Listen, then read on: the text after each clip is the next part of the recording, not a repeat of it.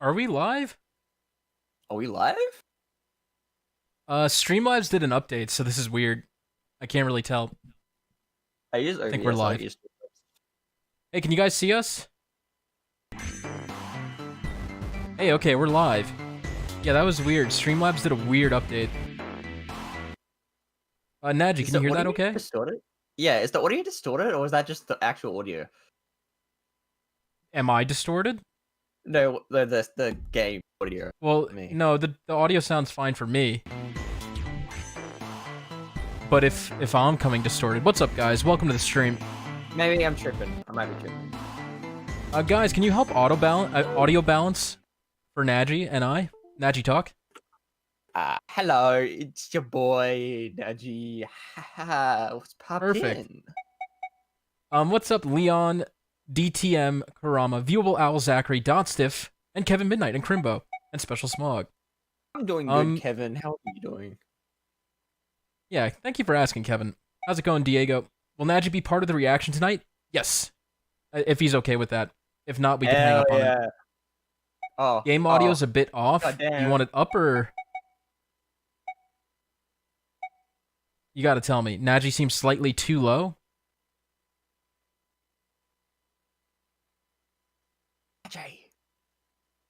Okay, talk again. Hello. I'm Australian. Or, I don't know. They'll tell me if he's too low. Are we doing 6 again, or at least the dialogue? Yes. Yes, we are. What's up, Curse Lord of Cats? Alright, Nadgey. Hope you're ready to just jump right into this. Hell yeah. How's it going, Lance? Hey, Pringle Man. Yes, there's supposed to be a legendary trailer tonight, because I think the banner's coming out on the 26th. I'm calling Xander. You know, Glitter thought Xander too. Hey, Prince Leon, welcome. Well, I'm skipping this because we already saw this on the other route. We got Ryoma like a millennia ago. So like, what was that? We got Ryoma ages ago. It's been like over 2 years. It's crazy. It's time, chat. Is the audio still off, guys?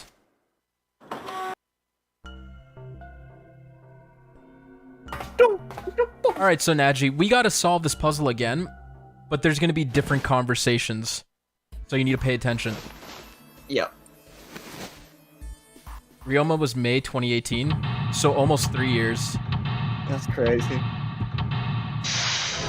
Audio seems good now? Okay, thank you, Dotstiff. My brain. Dude, Ryoma was not great when he came out. I'm gonna change the server to Australia. Hey, that's such a good skill. What do you mean? Does that look better? Just for Nadgey's webcam. I'm just curious. Okay. I'm gonna be honest, I find it a bit off, but that's just me. I can move it. Let's just because like I'm like more on this side. Yeah, I got you. Wait. This side. Yeah. It's reverse. Oh, there we go. That's better. That good? Yeah, that's good. Okay, technical stream, guys. Tech support. Alright, Nadgey. I'm just gonna solve this room real quick. I remember this puzzle. I remember this one. I did the same exact thing. Yeah, this puzzle's not very fun. Legendary Byleth? I mean, I'm not complaining. Well, which one? Male or female? I think it would be male. I want male.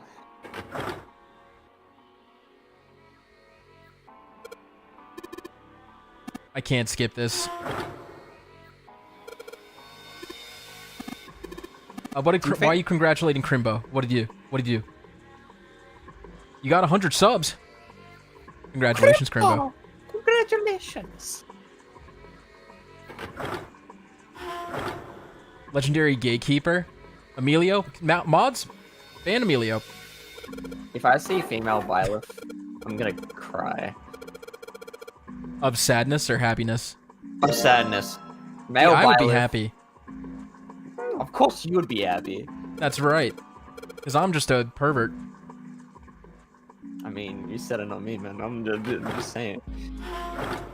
I'm just gonna always point to the Uda Lucina getting railed in the ass on your server. Oh! You have a porn channel on your Discord server, and that's the first thing I saw. I don't go near that. Sure. I only go in there when I get pinged and there's a Felicia one. But that's it. Resplendent? Okay. Oh yeah. What's up, Kay? Sorry if I missed you. If we get Resplendent like Shush or like Olivia or like Oh, Olivia would be great. Rebecca would be cool too. I'm just saying. I believe the box has reached the floor. Yeah. The box has reached the He stuck floor. his head out over the side of the catwalk. All right, this part's mostly the same. June's. She doesn't... Well, of course not. What could be causing... Nah, it's gotta be exhaustion. What's up, Kawaii? Is it worse than C-Poke's lewd channel? I'm not sure. I've never been there. She gets I haven't dropped been into in some Sea weird ass Poke's shit, channel. forced to play some messed up game. If you think Wait, about are we it, getting it's the a lot Resplendent weirder tonight? that we aren't freaking out just like Or- her. no. You know? We're just getting a legendary. Or you know what? Maybe, because it's supposed to come out on the 25th. We could get that. So you're saying we're abnormal? Yeah. We're just You could running say around we're this room, sus. solving all these puzzles like it's just business as usual. All right, pay attention here. How the hell could Okay. you call that normal? We're just guinea pigs. Santa snorted in disgust. Guinea pig? You mean like a lab rat? You mean we're being used for some sort of experiment? Is that what you're saying? Dunno. But it does seem like a possibility, you know? They stood there for a few more minutes, no one speaking until Santa turned and walked away from the winch. Junpei and Ace followed him. You know, speaking of experiments, Santa suddenly stopped. there was this experiment some scientists did with rats. First, they took a squarish C-shaped tank and filled it with enough water that the rats could drown in it. The tank has 2 exits. Just to make it easy, we'll call one A and the other B. Exit A is pitch black, so dark even a rat can't see anything. But exit B is electrified, which means the rat can't leave through it. So, what would a rat do if it was put in this situation? Which exit would the rat choose? There was a moment of silence after Santa posed the question, and then Ace responded. B, of course. The rat has no way of knowing that exit B is electrified. Exactly. The rat goes to exit B. Of course, like I said, it's electrified. Which means the rat can't get out that way. So, after a lot of trial and error, the rat finally finds exit A. I can't say that's very interesting or relevant. It's simply the story of a laboratory experiment. You're right. It isn't very interesting. Yet. See, these scientists repeated this experiment over and over, using hundreds of different rats over several generations. This produced some surprising results. With each generation, the rats took less time to find the correct exit. Eventually, a rat was put in the tank who instantly chose exit A without even attempting to go to exit B. But that wasn't the most impressive part.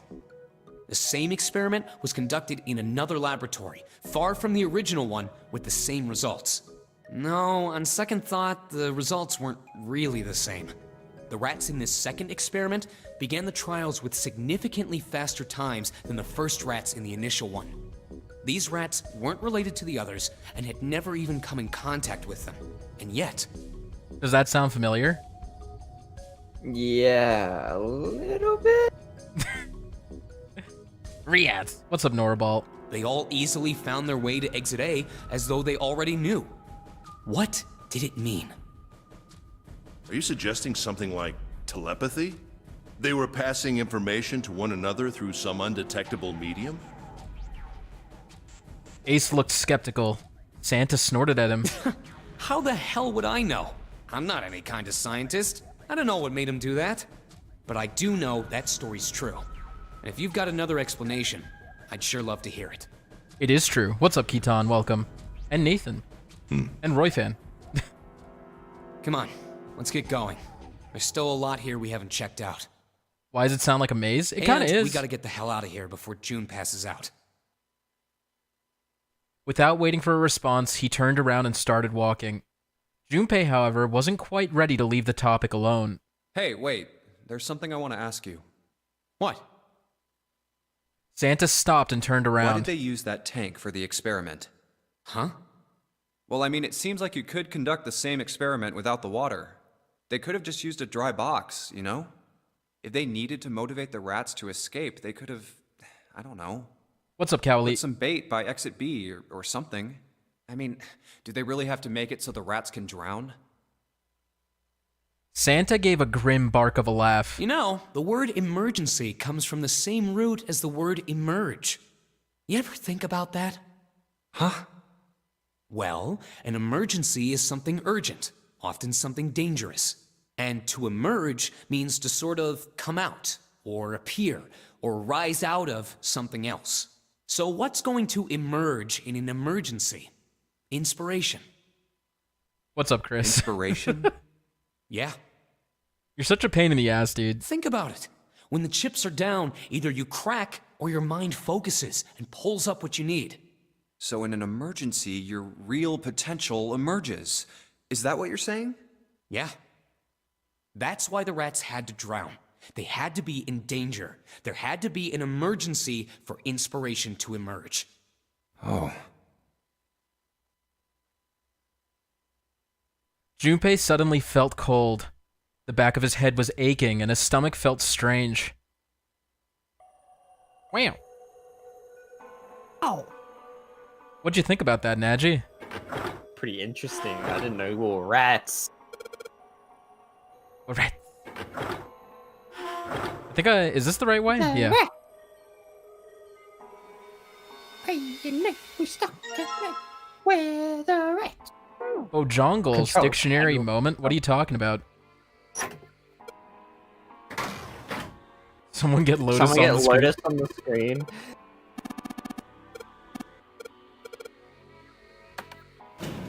Hey, Cavalier. I think I said hello to you, if you didn't hear me. He asked a question. What did he ask? If you're talking about Chris asking about Lynn, I'm ignoring him.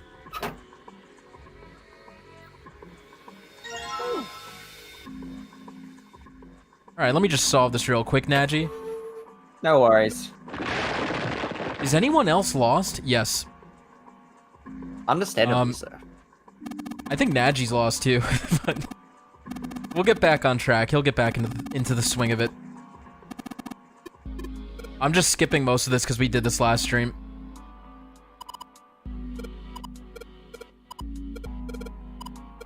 I'm the giant rat that makes audio.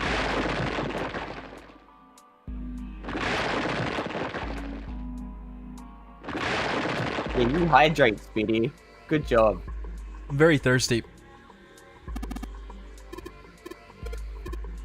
For June. Your mind has expanded. Thirsty for June, is that what you said? Yeah. You're right. I won't deny. Exactly.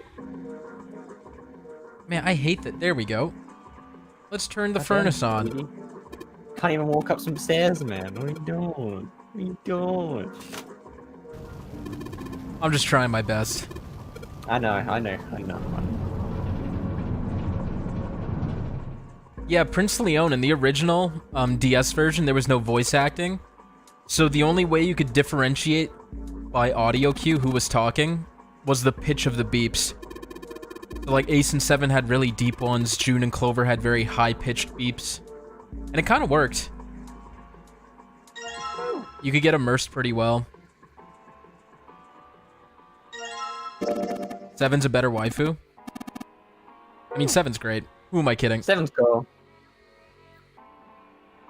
Can't believe Lotus is a MILF still. I keep hitting A too many times. God damn it. Yeah, you know, Lotus has been around. She doesn't look like she's been around. Oh, yes, she does. She's a wrinkled raisin. Yeah. It was really charming. Yeah, I really liked it. Emilio, if you're talking about the beeping. It was like pretty much this for the entire game.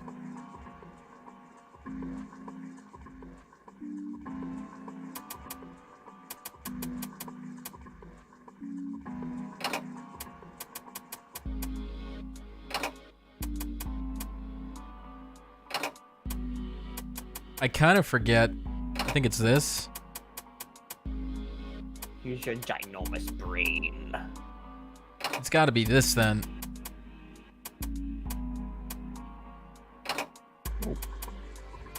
Tiny brain. Yay. Was this how we started? Did I just bring it back? Do you think Ninian has a chance of becoming a legendary hero? Possibly. Possibly. I mean, she qualifies, I think. God, her original. Well, Yes! she needs a The door's resplendent too, open. I feel like. I like her art, but she has a lot of alts too. But I could see her getting a resplendent. Like if Azura Right, got Junpei. one. Santa. Why? Like, Even if... that's Well, the actually, thing, nah. you know. So are you- She needs the +2 stats. She needs. All right, I'll go get June. I guess. What's up, +2 happiness? Welcome to the stream. Yeah, I'm just skipping all this because we already you read this. Yes. Good. Are Awooga. you sh- Awooga. Oh, oops. Oops. Watch it be All right. Xander. Go where? Oh, we got the... Great. I mean, it's supposed to be And then- green, right? And he's gonna yell Elise in one of his quotes, and it's gonna be great. Oh, Yeah, yeah. Santa? Have you seen Okay, that pay clip? attention. Okay. Santa was sitting on the stairs. He was, however, holding something in his right hand and staring Oh, at we it with did a this strange last time. expression. What? We did this before. Oh, did we? Yeah. Damn. Remember? He Well, was pay talking attention about his anyway. sister. Junpei and June slowed down and finally stopped in front of him. What are you looking at? Hey, Rosalie and Luke. Welcome. Santa answered without looking up, his voice quiet. I would like a Lilina Resplendent too. It's a photo. But I have enough of her. It's my sister. sister? Santa, you've got a sister? Santa simply nodded. Yeah. Kid was cute as a button. June cocked her head, confused. She was only about an inch tall then? Santa glared at her. Oh, sorry. I guess an inch is a little large for a button. Probably more like a half inch. Santa didn't smile or laugh. Sorry. Why are you looking at it? God damn. He simply turned back to his picture and I spoke. was her Santa Claus. Wait, what? This sudden revelation took Junpei by surprise. He had no idea what Santa meant. Hey, Oliver. Why is his name Santa? Because if you know Japanese, San is 3, and his bracelet number's 3. That's his explanation. He glanced at June, who shook her head. She didn't know either. We didn't have parents. They bought it in an accident when we were still kids. So I had to be like her dad. And that meant that I bought her Christmas presents every year. On Christmas Eve, I'd leave the present next to her pillow. And the next morning, she'd come running into my room with this big smile. Look, look, Santa left me a present. He got me that doll I really wanted. I'm so glad he got my letter. She was always so excited. I was the one who told her to write those letters. I'd say, write down something you want and mail it to Santa. The address I gave her was somewhere in Northern Europe that doesn't exist. Anyway, she'd write the letter and stamp it and send it out. And then a few days later, it'd show up back in her mailbox marked address unknown. I'd open the letters before she figured out they'd been sent back. Once I had the letter, I'd go around to a couple stores with some money I'd saved up over the year and buy her the stuff she'd asked for. It took a lot of saving, but I managed to buy her presents every year. Huh. Junpei was silent. He could think of nothing to say. June looked down, uncomfortable. The wall next to him suddenly groaned. Either he hadn't heard the sound or didn't care. Santa kept talking. But one year, her letter was different. She didn't write a list of toys she wanted or anything like that. Instead, it said, I don't want any presents this year. Instead, I want you to make my wish come true. My wish is that we'll be happy like this for a really, really long time. That was it. Nothing else. But I couldn't make that wish come true. Some Santa I am. Santa looked sad. Junpei had never seen him look sad before. He wasn't sure he liked it. Junpei decided it was probably best not to ask Santa any more questions. But What happened? June glanced up at Santa quickly as she spoke. He answered, but only with an effort. She died. She was killed 9 years ago. Oh. There was nothing Junpei could say. His heart felt like a great lump of lead. June bit her lip and looked away. Her face was pale. All right, let's go. Santa stood up suddenly, his downcast demeanor gone. He shoved the picture back in his pocket and headed back up the stairs, taking them 2 at a time. That was completely different.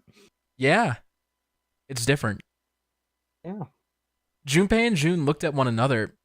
There was nothing they could think of to say. Hey, what are you two doing? Let's get moving, come on! Let's go. Yay. Okay, just gotta solve this next puzzle room. Wait a minute. However, would that Polaris would be a cool name for Junpei? What, for like a code name? What's up, Daniel Cho? 21 minutes late, how dare you? Polaris is a... I guess it doesn't have anything to do with 5? Hey, now to pee. Glad you waited, not Pablo. I keep doing that.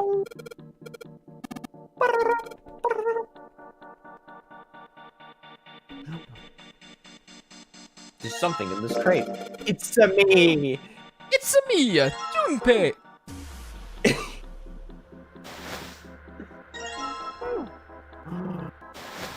Snake? Snake. Whatchamacallit? At my Smash tournament last night, after all the like tournament stuff was over, one of my friends was playing Metal Gear, and we were just laughing because like one of the sound effects when you like choke an enemy, it goes and it's Okay. just so stupid. And we lost our shit at it. I don't remember which Metal Gear was he playing. The original one. Like the NES one? No, the one on the PlayStation, I think it was. I don't know if Solid? that's the original. But Metal Gear Solid? I don't know. Now we finally have all 9 sure. picture It was cards. PlayStation 1. Gotcha. We just need to insert these cards into the slots at the front of each. Junpei started know- blah blah blah blah blah blah blah blah blah Yeah, blah. of course. You just match our numbers to then you pop the cord. So for instance, the card with Oh, So you remember this, right? Yeah. And then June collapses. He spun around just in time to see June collapse in front of the Hey! fence. June, are you okay? She did not respond. Junpei spun back around to face Ace. I'm sorry. I gotta go check on her. You finish the box thing, all right? Just put the cards in the boxes. I'm counting on you. He shoved the cards into Ace's hands and ran off toward June. Are you all right? What happened? +2 happiness, your decisions do matter, by the way. Junpei called out to her as he ran. Can you stand? As he arrived, June was climbing to her feet with Santa's help. Oh, I'm sorry. I'm fine. I just tripped. Don't give me that. Now is not the time. But it's true. just I tripped. tripped over a box. Just let me see for a sec. Junpei put his palm on her forehead. Huh. You're still warm. Her temperature was much the same as it had been the last time he checked. She wasn't hot like she'd been before, but she was still warm. Her fever wasn't completely gone. I saw her fall. I think she really did just trip on something, you know? Junpei would have been more willing to agree if June hadn't needed quite so much help standing up. Still, to fall down like that? Empty channel, it's going great. I just need one more merge. Thanks for I think asking. she's probably still a little messed up. June was doing her best to busy herself brushing dust off of her dress. Her smile looked a little embarrassed, and her face was a bit flushed. But she did look a great deal better than she had. Still. All right, well, let's just get out of here as fast as we can so we can get you to a hospital. Oh, I don't think it's anything that serious. I just need a little medicine and some sleep, and I'll be fine. Medicine. Medicine, huh? Well, if we could get in touch with anyone outside, I'll bet Ace could swing that for you easy. Ace? Why? Huh? Don't you know? He's the president of a pharmaceutical company. Oh my Friedel god, I thought he was going to say he's the Pharmaceuticals is the name, I president of think. the United States. Their flagship product is Hello, an fellow anesthetic drug Americans. called I'm Soperil. Ace. Soperil. Soperil. I've heard of that before somewhere. Is that a real drug? No. Junpei couldn't shake the feeling that he'd heard about Soperil before. Santa continued. Soperil. It's an anesthetic that's a gas at room temperature. A lot like how nitrous oxide is. It takes only a few seconds to spread, and even a small amount is very effective. A bunch of countries quickly accepted it for widespread use within their police and military forces. It was an effective crowd suppressant and room clearer. It was practical, ethical, and the humane nature of it made it the ideal drug. It's been around for about 6 years. They developed it from the extracts of several different roots. It became popular almost as soon as it was made public, with many governments placing large orders. Demand for Soperil skyrocketed, and of course that meant Cradle Pharmaceuticals' stock did too. Why do you know all of this? Santa's information was interesting, but Junpei couldn't help but feel a little suspicious. Santa's reply was blunt and simple. I heard it from the old man himself. From Ace? When? By the number 4 door at the central stairway, when we were searching the second-class room. Remember how Snake, 7, and you went to door 5? It was back then. I asked him what he did for a living, and he said he ran his own company. After that, we just started talking, and I guess it just came up, you know? Huh. Are you worried about something? No, nothing. As he spoke, Junpei looked over Among towards Us. Ace. What was that? Among Us.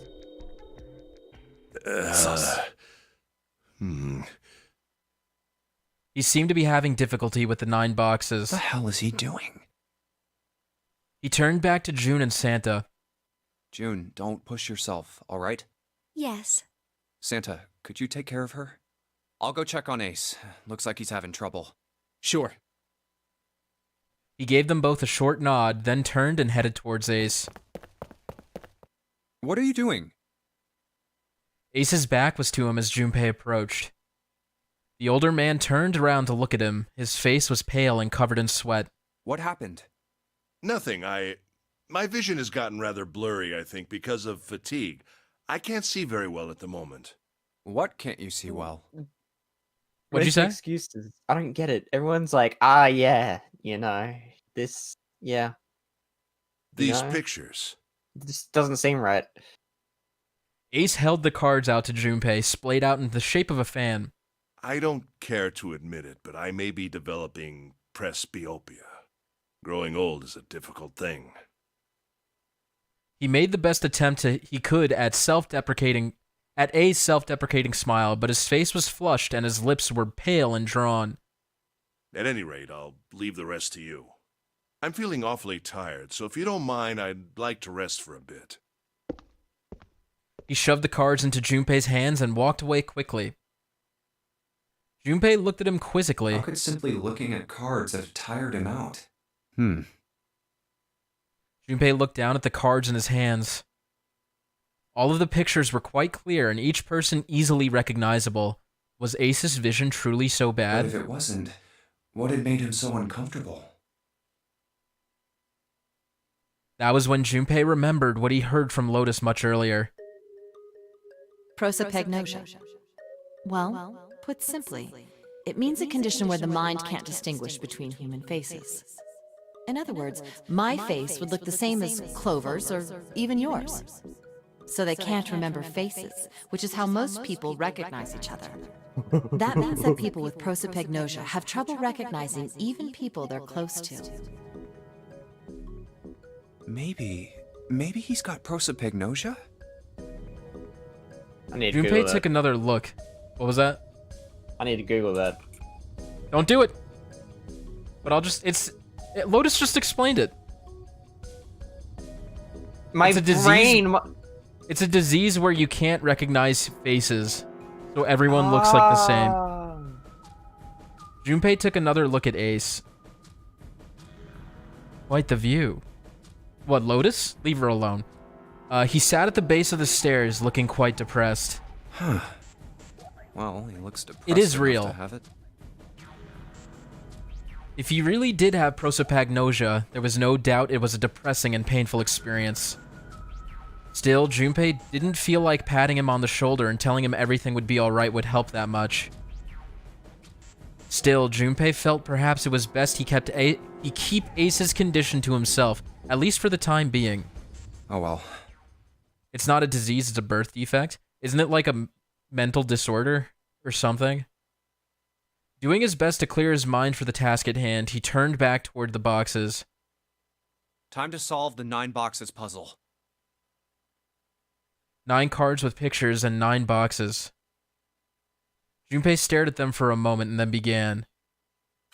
Ace's card is in box 1. Yeah, this game's Snake's is very in number easily 2. spoiled, so if you see anything in the game, I just don't need to do Google the it, same just for the ask rest. me. I haven't Googled one thing about this game. I know, but even though prosopagnosia is real, if you Google prosopagnosia, chances are, I don't know about lately, but And before when this finally, game was the like more ninth man's relevant, card into it was box like the 9. first search result. It was like, Zero Escape spoilers! I was like, wow, okay. Oh, they opened. You could get it from temporal brain damage. What the? So if you get hit in the head with a hammer, you could get that. It's a gun. No, not yet. I guess You're I'll right, take him with Crimbo. me. Diseases are caused by pathogens. 9 pins. You know, I wouldn't mind getting pinned by June. Ha ha ha ha ha ha. I don't know how to respond to that. Just saying. I always knew Just you were a saying. bottom. Speedy! It came up in politics? How the hell? Does someone in politics have prosopagnosia?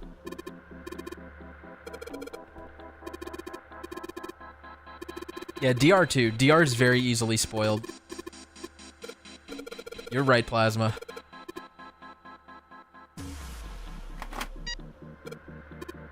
We struggled with this one, I think. Yeah, it's hard to get the last one.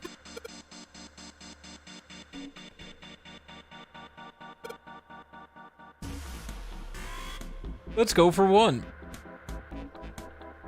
I'm gonna use the mouse. I love that sound effect. It's so satisfying. What the hell? It's like a key. crunch. Uh, Crunch.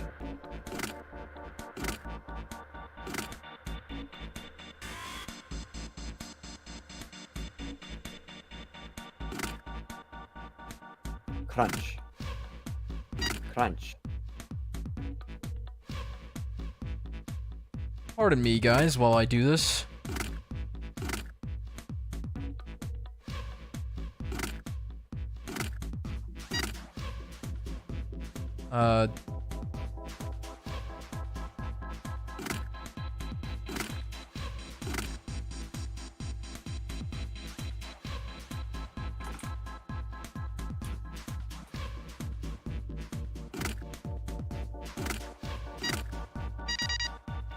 Disregard your message. Not sure if someone has prosopagnosia, but I assume people probably started a rumor that one of the current prominent political figures has it. Okay, wait. Regarding Hunter Biden's laptop, and the repairman claimed he wasn't sure who actually dropped it off because he had prosopagnosia. Dude, is real life an Uchi game? That's crazy.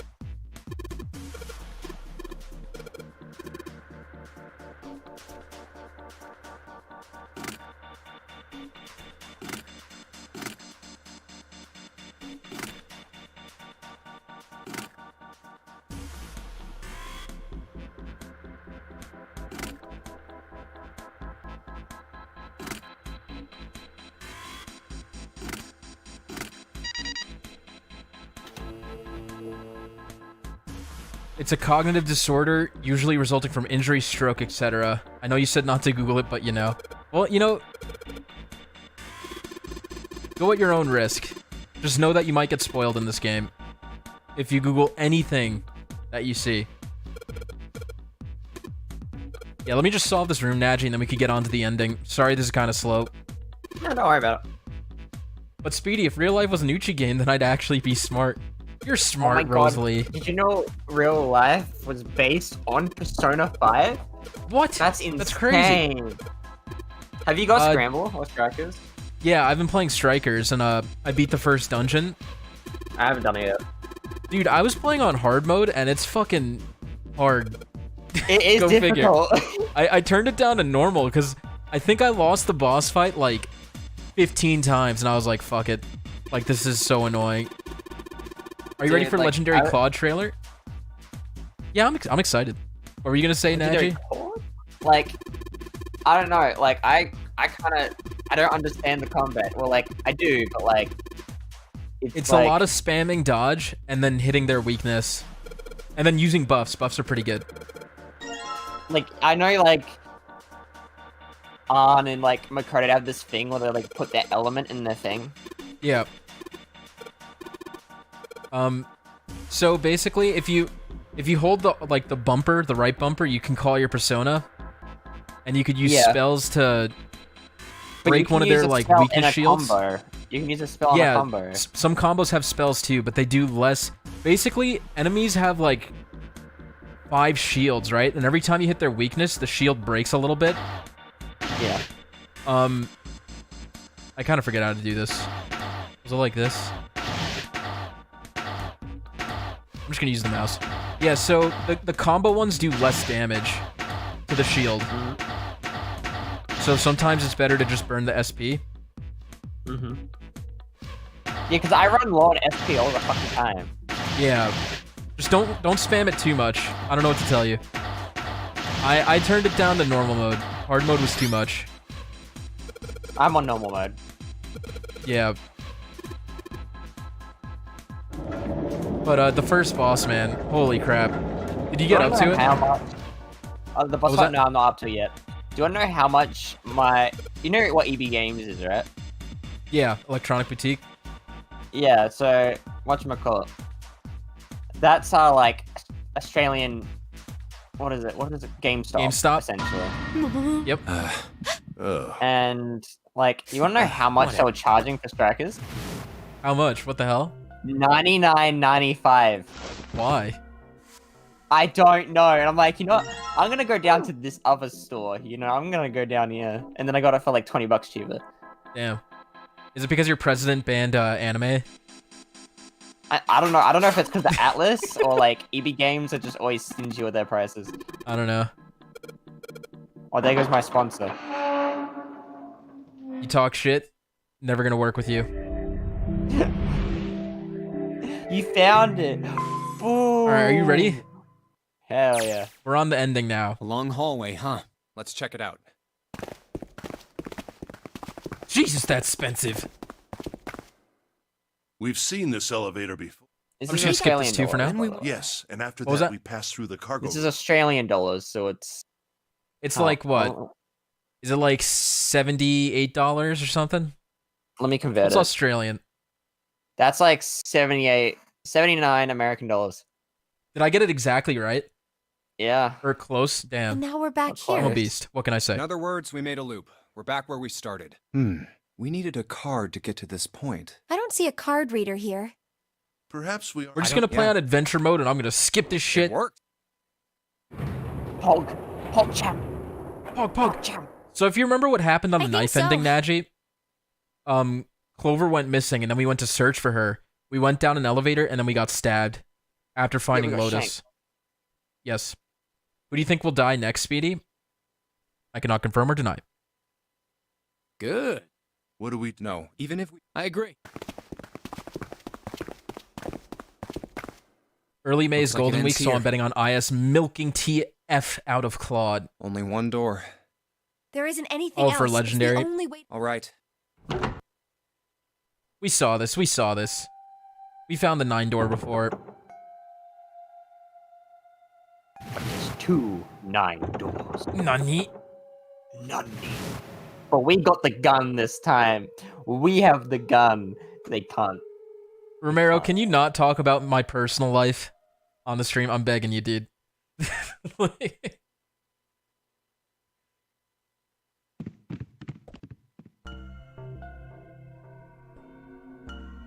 I lent you my PS Vita so I could play the 999 series. My PS TV, or whatever it's called. Vita TV. You're welcome, Chris. Gun, boom, boom. What do you Okay, mean? so Clover's missing, right? Big booba. Santa, Ace, and June had their own questions to ask. When? Why? You two went into door 1 with Clover, didn't you? Seven and Lotus responded as best they could. Yeah, we went through the door together. But Clover barely spoke to us. She just did her own thing the whole time. There were 4 rooms on the other side of door 1. She wouldn't let us into the 4th room. She just said, I'll take care of this one. And shut the door. She must have blocked it with something on the other side. Speedy, can I have money? No. We waited for a while, but Clover didn't come out. We called for her, but she didn't answer. So I kicked down the door and we went into the room. But It was empty. Clover wasn't there. There was a door on the other wall. And it was open. We figure she opened the door and left by herself. We ran after her, of course, but Well, obviously we didn't find her. You figured that much out. Clover's gone. Thanks, guys. You're all too nice. It's all thanks to Romero. When did this happen? We got here just before you. You certainly have excellent timing. So you haven't searched anywhere other than near You the can have a staircase? small loan of $1 million. Sure. No, we haven't. Finally, Ace spoke. His voice had an edge of resolve and concern. Very well then. We'd best separate and look for Clover. We haven't much time left. Let's begin. Yeah. There were quick nods all around, and the 6 remaining players spread out. Junpei and June ran to the large hospital room together. Okay, we already saw most of this.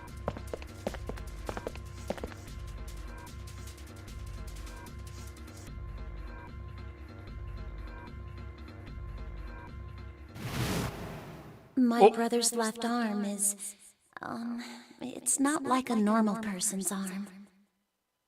The accident hurt him really bad. Of course. Of course. Why didn't I realize it earlier? Clover had told Junpei that Snake's left arm was prosthetic, but the left arm of the corpse behind the divider was quite clearly a real human arm, or at least it had been once. That meant the corpse. Jumpy? June's unsure voice at Junpei's suddenly strange behavior drew his attention back to her. Oh, sorry for making you wait. Let's go. I skipped it because I thought it was something we did before, but the revelation came. So Junpei realizes that's not Snake's corpse. Junpei and June headed back toward the large hospital room. They stepped through the door and out of the shower room. Down the hallway they went, searching for Clover in every corner. They had reached the stairs when Seven had appeared, breathless and yelling. Junpei! June! Where were you guys? He looked pale and his face was drawn. Something terrible had happened. Junpei's breath caught in his throat. Did something happen? Seven drew a shaking hand across his face and gulped down a breath of air. Clover is dead.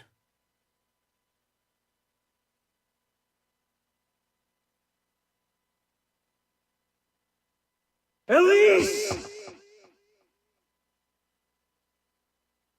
I found her in the first-class bathroom.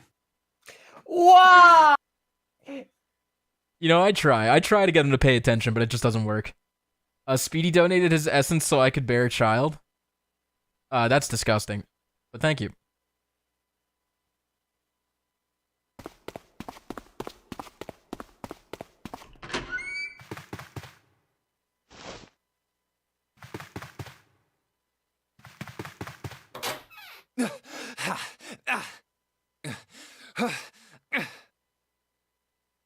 All sounds ceased for Junpei.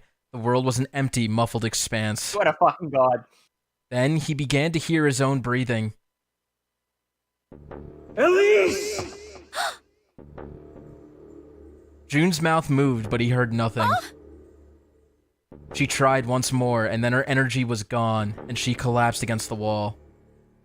He could have helped her, but he hadn't, and now she was dead. So he stood there, frozen in place. Clover. Clover. Why? Why did this happen? He forced his body to move. Each step felt like another nail pounded into his heart. Finally, he was in front of her.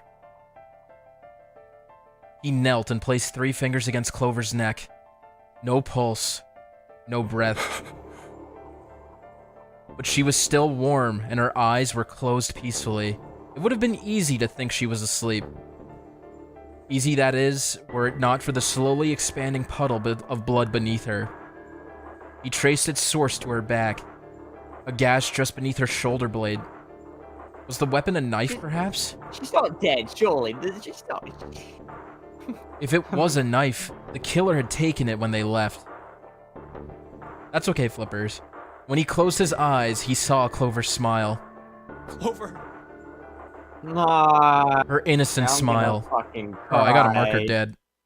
No, she's actually dead. Why? Yeah, she's fucking dead. I'm gonna fucking cry, dude.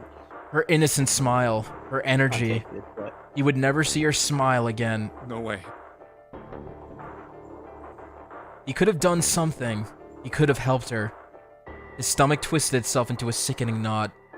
Let's get out of here, June.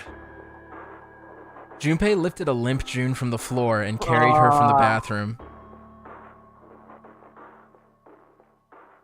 Should have beat the puzzle faster, Nadgey. Are you alright? Don't say that. Don't say that. You're the one who did the fucking puzzle. You're right. It was a foolish question and he knew it. Yes, I think so. Her voice was weak. The fever had gone down, but the emotional scars she'd received were not likely to recede as quickly. Junpei laid his hand on her shoulder, and they walked back to the bedroom. You should get some rest. Here, the bed. Can you sit? Yes. She nodded once and stared at the floor. Are they sitting in the same room with the dead body? No. The body's in the bathroom, and we're in the bedroom. There were 4 Okay. others in the room. Ace, Lotus, Santa, and Seven. They all stared at nothing, their faces drawn and tired.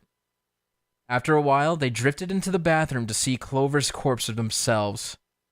Once everyone was back in the bedroom, Junpei walked slowly to the center of it and looked around as the slumped figures gathered there. Who was the first to find the body?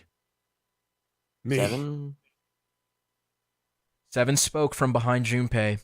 He turned around. Seven's hand was up. Why did you come to this room?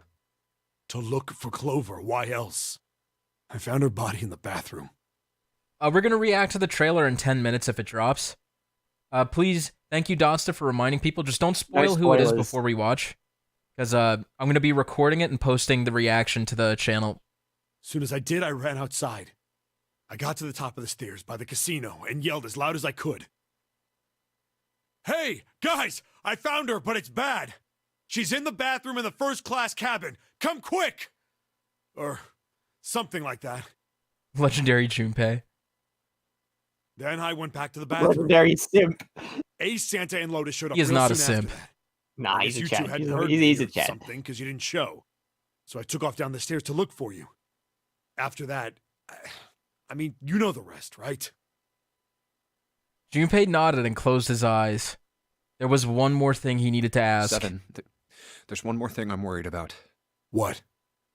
You stuck one of those plates in between the door and the frame, right? Why did you do that? Come on, didn't I already tell you that? I did it so that the door wouldn't lock. So we could come back to this room? Oh, you think I did it? Well, I don't know. That kind of depends on what you say, doesn't it? For crying out loud. Seven sighed and shook his head. Follow me. Ace There were 2 defective. doors. Say again? Junpei, ace defective. There were 2 doors standing next to one another. He opened the one on the right. My cat! A closet? Yeah. Seven stepped inside. He stood in front of one of the shelves that filled it and gestured toward a small box. The box was a small metal cube. 1 second, guys. Oh, Testing, testing, testing. Okay, that should be good. I'm not looking at chat. I'm not looking at chat. I'm not looking at Don't chat. look at chat. I'm not Wait, looking at I'm not chat. talking about the trailer. I'm just trying to fix Oh, my mic because it's cutting out. Shit. He looked at Junpei. Oh yeah, we never did anything with this safe. Yeah, I don't know if Nadgey remembers, but I asked him, like, does anything seem unfinished in this room? And Nadgey was just like, I don't know. But it was this. That's okay. It's hard to pick up on. We were able to examine the safe when we solved this puzzle room, and we didn't need it to get out, basically. Yeah, but we kind of This rushed is the through that, reason. didn't we? This safe. I mean, yeah, I solved it for you, but you weren't paying Yeah. attention. What can I say? We couldn't open it when we were getting through this room. Yeah. I figured there might be something pretty important in it. I couldn't stop thinking about it. I figured eventually we might figure out what the numbers are for the safe. And if we did, I didn't want to screw around with door 5 again. So I put the plate in the exit door so we could get back in that way. You get it now? Yeah. Junpei nodded and looked at the safe. He grabbed the handle and shook it. Figured it wouldn't open. It was as locked as it had been when Seven found it. To be honest, I thought you had to look at the safe in the puzzle room to get this cutscene, but I guess I was wrong. I think we checked it, but I don't know if that's true. I don't think you need to check it. I mean, can I check the... Huh? I don't know if I could check the flowchart.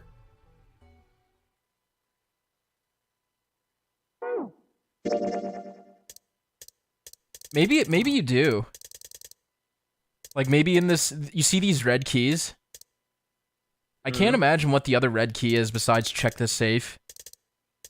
You might be right. There was one change, however. This is... That's adorable, Dotstiff. Just underneath the safe was a pile of fine reddish-brown powder. rust. Junpei stared at it, considering. There's Like rust the here. video game. Exactly. Has someone opened the safe? Uh-oh. Junpei left the closet. What happened to Clover? Welcome, Brunko. She got stabbed with a knife in the back, and she's dead. Seven followed him back to the bedroom. Huh? It was cold and quiet. No one spoke. They sat, frozen in place by shock and grief and fatigue. The room felt tiny and oppressive, and the thick metallic smell of blood filled the room. Junpei turned and headed for the living room. Anything to get out of there. Maybe there's another clue. It was the butler! Anything that might lead us to discover who stabbed Clover. Who do you think it was? I don't know. I don't think it's any of them. I don't think it's... I don't... Unless it's the ninth man going around going, shank, shank. I don't... As quickly as they could, they searched around and under the beds and in the corners. His eyes caught on the door. The door that led to the passageway of door number 5. Behind this door. The ninth man's body is behind there. Maybe I should have another look at it, just in case. Fuck off. Surely not. Quietly, he pushed open the door. Ugh.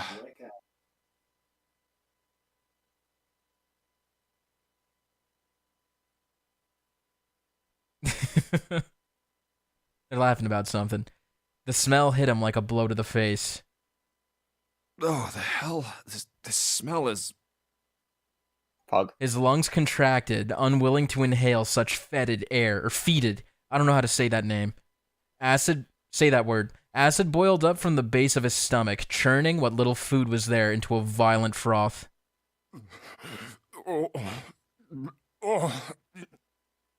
It was too much for him, and he vomited. A thin stream of yellow water and bile spattered onto the floor.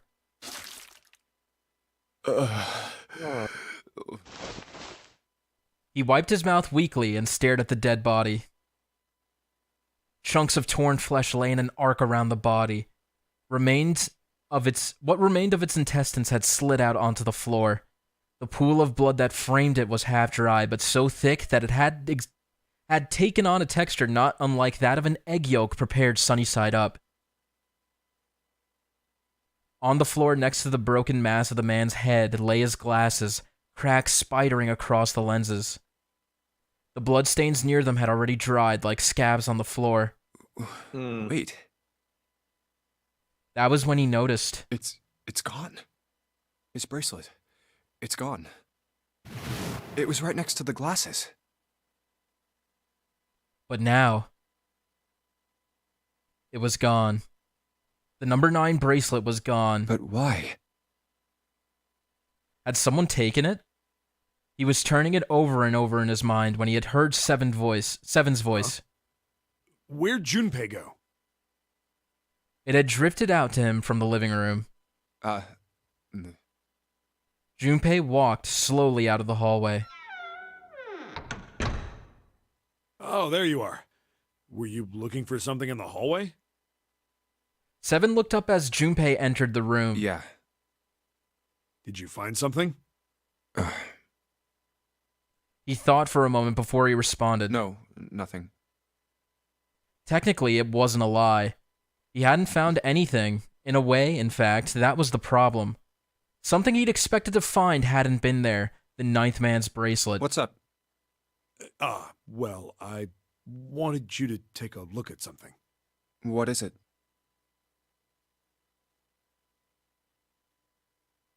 Seven led Junpei back to the bathroom. Clover.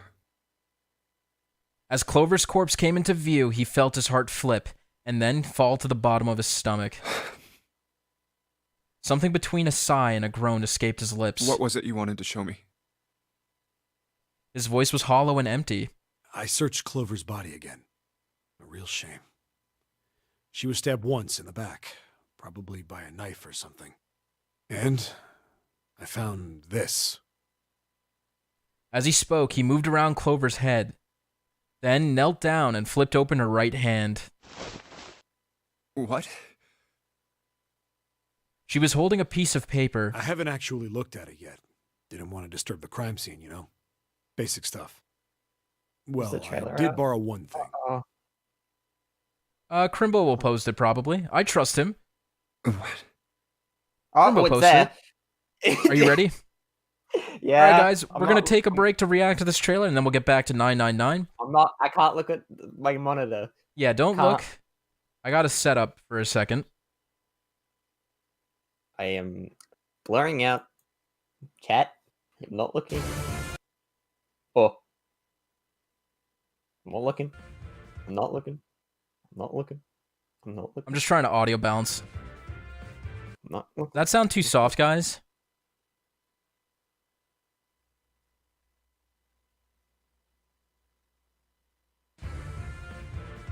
I'm gonna watch the video of the monkey.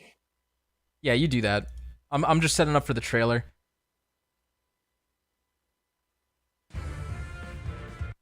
It sounds super soft. I don't know how to make it oh, I could turn up Chrome. 1 second. Chroma. It's still super soft. Oh well, maybe I don't need this. Oh. That sounds fine. A little bit lower. So you could hear us. Okay, Yeah. banner reaction. Oh, there I am. Alright, look away. Okay, I'm looking away. I'm not looking. I'm not looking. I'm not looking. I'm not looking. I'm not looking. I'm not. I want to look, but I'm not looking. Don't look. I'm not looking. Everybody look away. I don't know why I can't pick it. Not looking. Don't look, guys. Don't look. Look away. I'm looking at my maid outfit. I'm not looking. Okay, we're good. We're good? Yo! Sick. Cool. Alright, I'm recording. Alright. I think Okay, we're think? fine, right? Look away, pervert. Exactly. Uh-oh. System sounds behind the scene. Yes. All right, you ready, Nadgey? All right, I'm ready. Hey, what's up, guys? Sweetie here, and I'm joined with Nadgey. Howdy, guys. Howdy. We're playing 999 right now, and we got the trailer for the next legendary hero for the month of February. Nadgey, any guesses who it is? I think it's Claude. Or Xander. Okay. That's fair. It's supposed to be a green. We'll see. I don't really have any guesses either, so I'm just going to start the trailer. You ready? Yep, I'm ready. All right, 3, 2, 1, go. Hopefully that's not too loud, guys. I'll just turn it down a little bit. Oh, it is Claude. Oh, God. Oh, shattering star! Nobles and commoners are equals. He's here. colorless. That suits me just fine. Wow, poor Glitter. Oh, baby! Well, I'm glad you're excited. He's He my does have the Australian fail knot. boy. Say, it's fine. I can't hear you over the chanting. Australian. Oh, he's upside down. That's right. Hold a grudge if you must. Oh, he's so cool. All right, let's see who's on this banner, guys. We got Legendary Tiki, Creed, Naga. That's Leaf, Altina, Annette. I can't think right now. Milla, Selith, Mila. Hell, Melody. Okay, and Triandra. Okay, interesting. Oh. Great. Okay. Well, Oh boy. that's pretty sick. You know, a lot of people were saying Claude definitely had a chance because of Dimitri and Edelgard. I didn't expect him so soon. Wow, they're really double downing on 3 houses. Yeah. Annette getting on 2 legendary banners, damn. I mean, she's really good. Let's be real. All right, Nadgey, well, why don't we check his kit?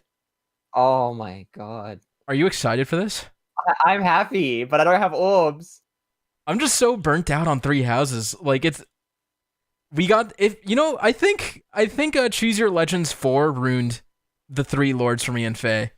Because I'm so, like, just not happy hyped for we got characters. God-shattering star, man. Yeah, the God-shattering star. Oh. He's so cool. Look at him. All right, so drawn by Azutaro. Correct me if I'm wrong. I believe this is Subasa's artist, like Subasa and Ewan, and like Resplendent Roy. I could be wrong though. I'll look it up after. I'm sure someone in the chat will help me. And voiced by Joe Zija. That's the guy that does the upside down stuff. Okay. We have Fail Not. Accelerate special trigger -1 cooldown. Effective against flying foes. At start of combat, if unit's HP is greater or equal to 25%, grants it all stats +5 to unit during combat, and neutralizes effects that guarantee foes follow-up attacks and effects that prevent... Oh my god. Is he going to be a windsweeper? Hold on. So he has null follow-up built into his weapon, which means he's a very good windsweeper, but he has a B passive. So I don't know about that. We got Luna, attack speed catch. This is a new skill. Or is it going to be a brazen? It's a tier 4. At start of combat, if foe's HP equals 100%, or if penalties active on foe, grants 7 attack and speed to unit during combat. At start of combat, if foe's HP equals 100% and penalty is active on foe, grants an additional attack speed +2 to unit during combat. So attack and speed +9, +5, 14. Yeah. Yeah. Yeah. Yeah. That's a lot. Well, that's a lot. yeah, if they're 100% HP and they have a penalty, you get the 14. You're right. Yeah. Damn. Okay. That's a lot of stats.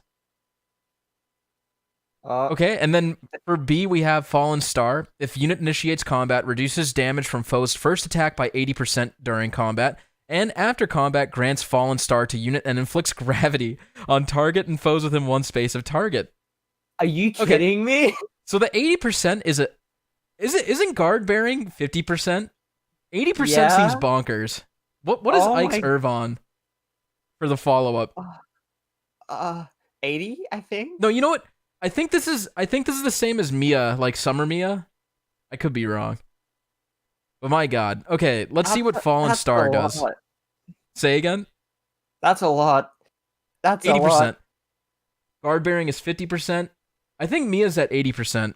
Irvon is 40 then 80. Okay, so it's not like unbearable, but it's still pretty annoying to deal with. But this You know is what the would be first really hit. Yeah, first hit of combat. But it's not like guard bearing does it work every phase guard bearing? Summer Mia's 75. Thank you, No, Crimbo. it's guard bearing. Or is it just every combat? On the first combat of the turn. Yeah, so it's like you only get it once, right? Yeah, but this is For constant. the turn. But this yeah. seems like it works on first combat.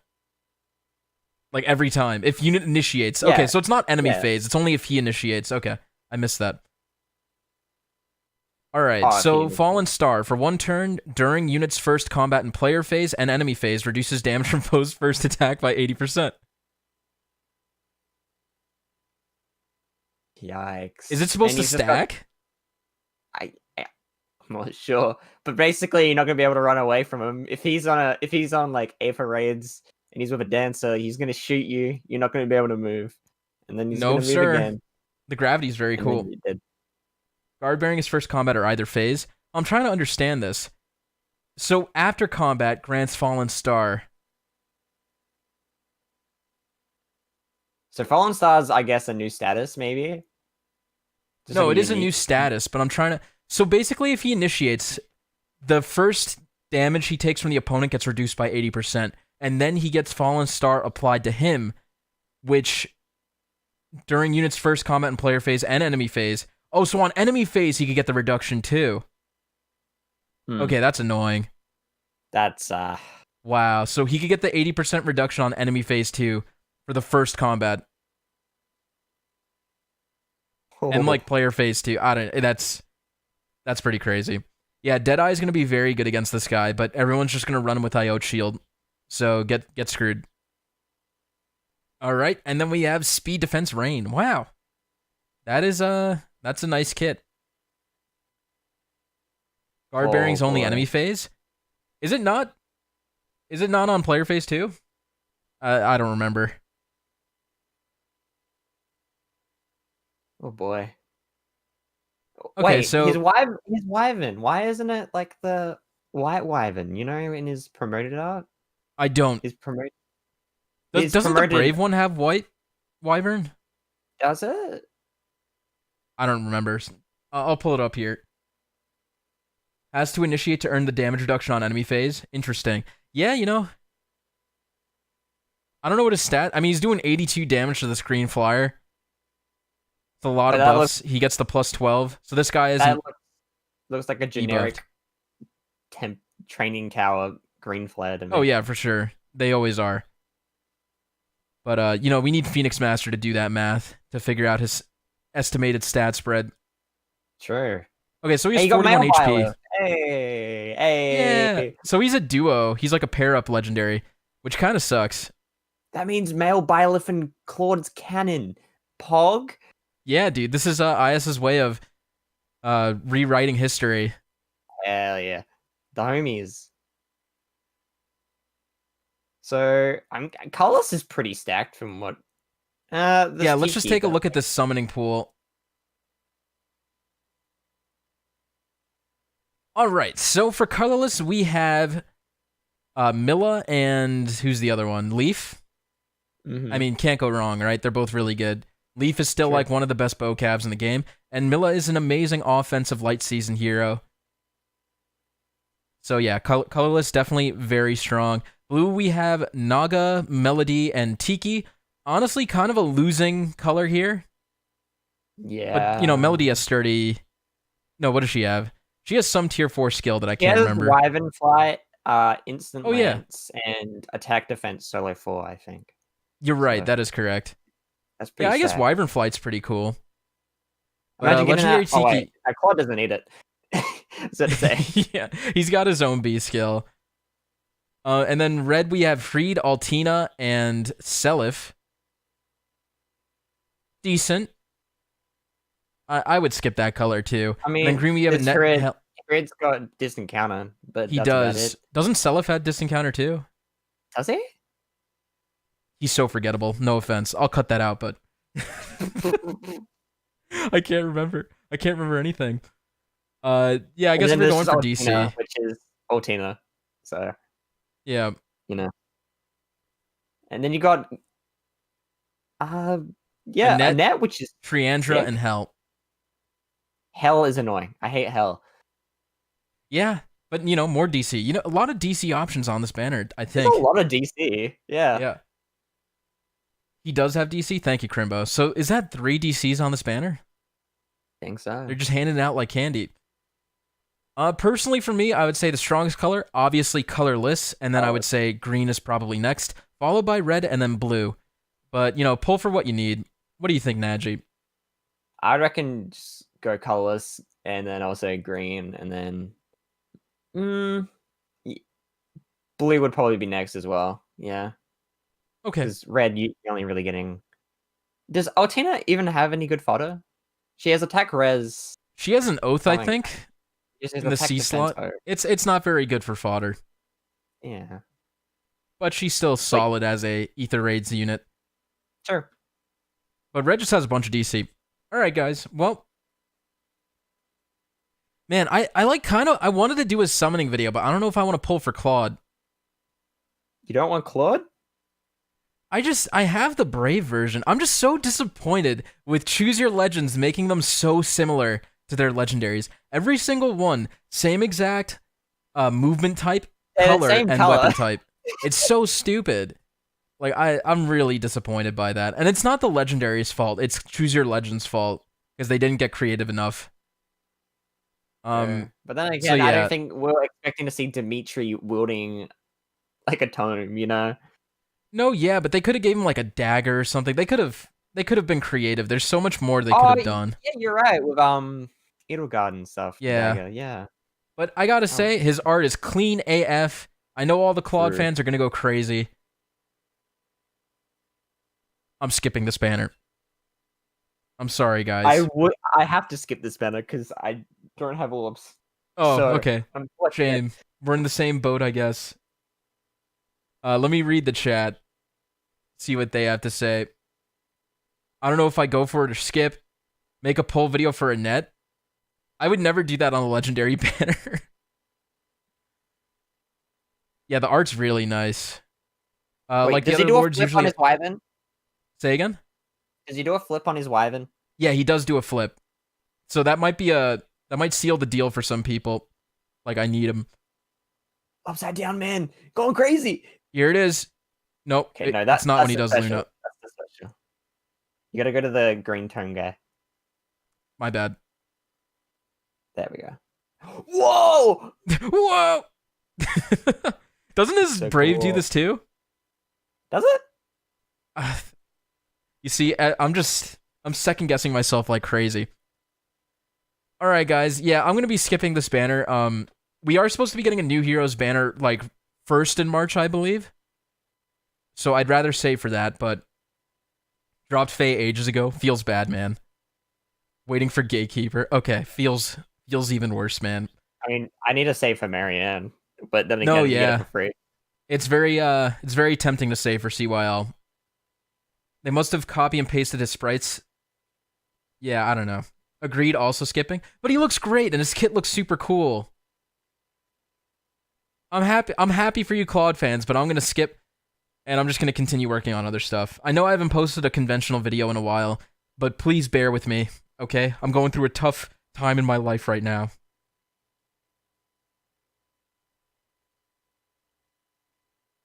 It's about to end racism, you know? Okay. Well, if you guys are pulling, best of luck to you. Nadgey, do you have a message for all the crazy Claude fans out there? I wish you guys best of luck. My Philly upside down people. Yeah. That's all I really got to say. No, yeah. Good luck, guys. Yeah, I do have the top 20 video coming. It might be a little late. I know I know it's been taking a while. But I'm going to finish it. I swear. It will be good, hopefully. I don't know. Subscribe to Speedy Hawk. It's gonna be the last one I do, the top 20. All right, guys. Until next time, Speedy Hawk out, and Nadgey's out too. Bye-bye. Bye, guys. Thanks for joining us.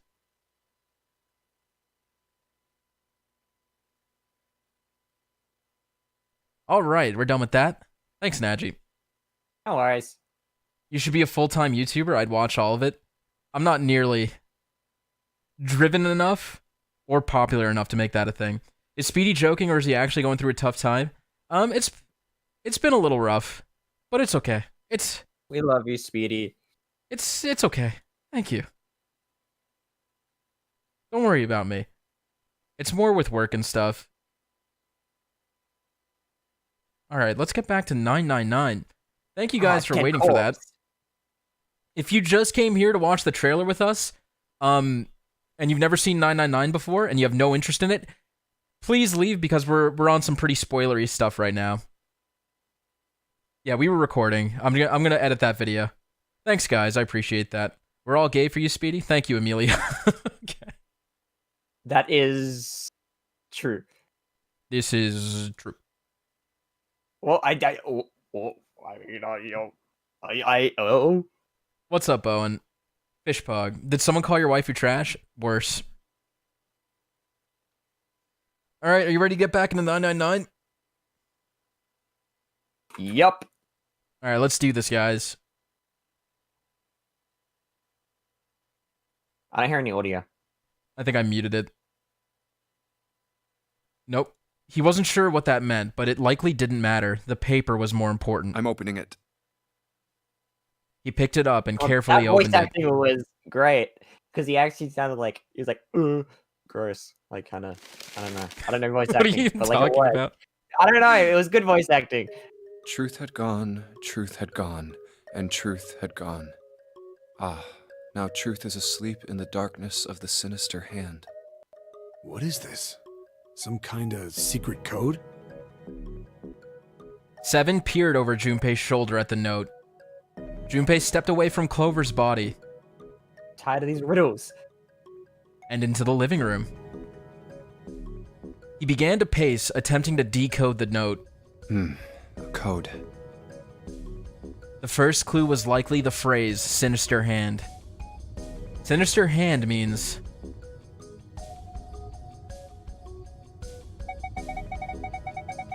The hand that she's holding it in? Well, that's not an answer. I'm not sure. I hate having decisions. Hound Plus, that's a really good answer for Korikyo. Left hand. Sinister was a term used in heraldry that meant to the left of the bearer of a coat of arms. You know who else I would say for that Hound Plus? Angie. But let's not talk about V3, because we might be playing it on the channel eventually. The left hand. The left hand. What does the left hand mean? Junpei looked at his own left arm. At the bracelet on his wrist. Does the darkness of the sinister hand have something to do with the bracelet? He examined the bracelet closely. There's two things sticking out on either side of the face. The left and right sides of the face. Left and right. Left and right. Right and left. Truth is gone. Truth gone. Truth. Gone. That's the wrong. Gone. Maybe those two words. KS, you're so wrong. Angie might be one of the worst V3 characters.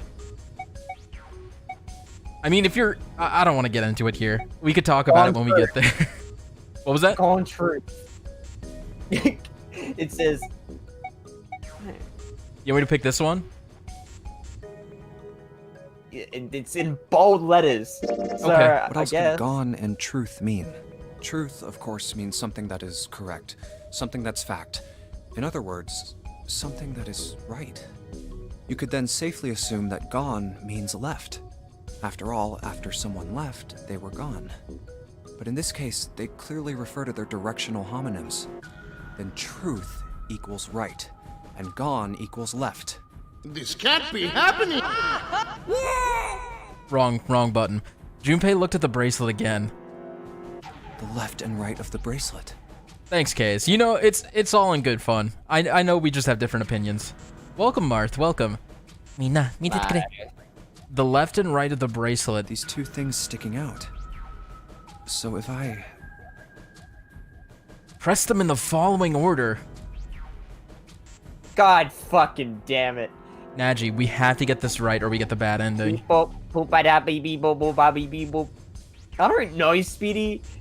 Think about it. The truth had gone, and truth had gone. Truth gone. Truth gone. What was truth again? Truth was right. Truth gone. Truth gone. The third one? Right, left, right, left, right, left. And then...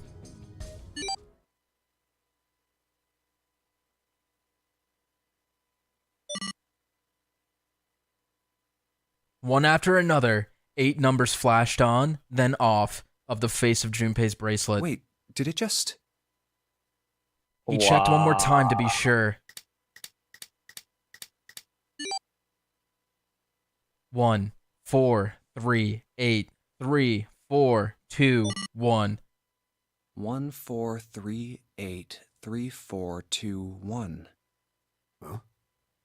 Hey, what are those numbers? See that? Junpei didn't answer. He couldn't answer. He had no idea what they were either. Besides, he was sure he would forget the numbers and the order they came in if he said anything. 1, 4, 3, 8, 3, 11037. Muttering the numbers to himself over and over, Junpei headed toward the bedroom. 1, 4, 3, 8, 3, 4, 2, 1. 1, 4, 3, 8, 3, 4, 2, 1. 1, 4, 3, 8, 3, 4, 2, 1. 1, 4, 3, 8, 3, 4, 2, 1. Before long, he found himself in front of the safe again. Its lock was the only device he could think of that required a sequence of numbers such as the ones he just discovered. Besides, someone had opened the safe at least once already. Had Clover come to the bedroom to open it? Junpei slowly dialed in the numbers the bracelet had given him.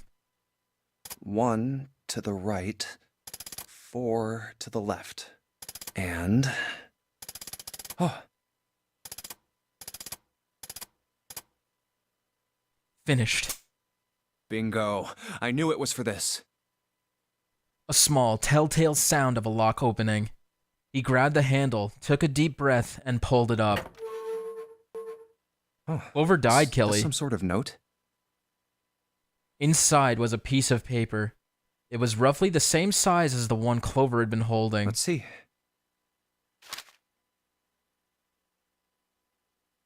That's true, Hound Plus. There's a lot of things where it works better in Japanese. Involving this game, I mean.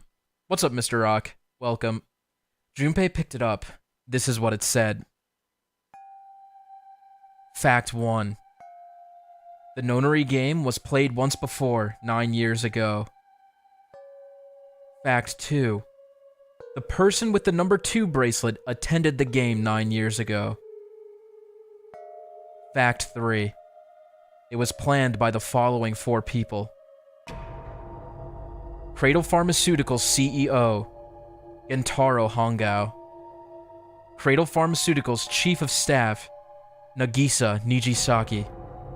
Cradle Pharmaceuticals R&D Supervisor, Teruaki, I don't know how to say that, Teruaki Kubota. Majority shareholder in Cradle Pharmaceuticals, Kagachika Musashido. I must punish them for the innocent lives they sacrificed. This is the only warning they will receive. That innocent souls might be saved, I now state the truth. 0.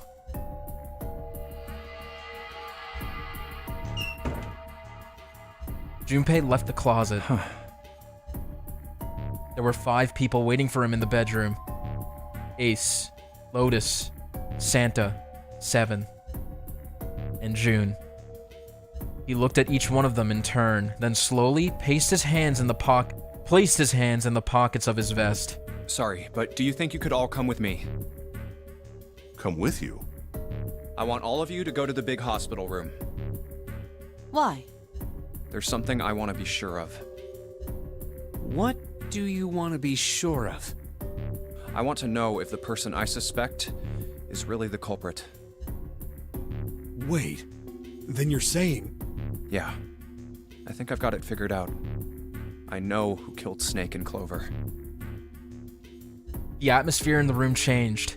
Grief was suddenly gone, replaced by attention like a strap of leather stretched to its limit. 5 sets of eyes stared at Junpei. He pretended not to notice. Anyway, if you could all please move to the big hospital room. I'll explain everything as soon as we get there. Then, almost as if on cue, the bell began to ring. Thank you, Reddy. I appreciate that. Big Pharma, oh my god. They all heard it. It was the bell from the clock in the main staircase. Uh-oh. Uh-oh, Stinky! What's up, Andre? Welcome. Long time no see. Yeah, it has been a while. I feel like the last time I saw you was during Majora's Mask. The bell rang 5 times, then ceased. It's 5 o'clock. We've only got an hour left. We don't have a lot of time left. Let's go. Slowly, one by one, they followed Junpei out of the bedroom. Thanks for trucking through the stream. Had surgery last Tuesday for a cancer spot on my head, and always look forward to watching the stream. Damn. I hope everything's okay, Nathaniel.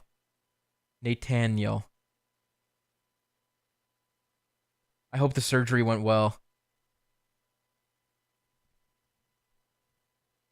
And I hope the stream cheers you up a little bit. Actually, before we get started, I was hoping you could do something for me. Junpei stopped in front of the door and turned around. In front of door 3, Ace, sorry. 7, and Lotus, could you please place your palms on the red? Huh? Why? If we need to get to the shower room, why don't we just... No, we're not going inside. Once you've authenticated, step away from the door. Why? Please, just do it. Or perhaps you don't want to know who killed Snake and Clover. Junpei's implication was clear, and 7 understood perfectly. Fine. What about you, Ace? Lotus? I'm glad to hear that, Nathaniel. Very well. Sure.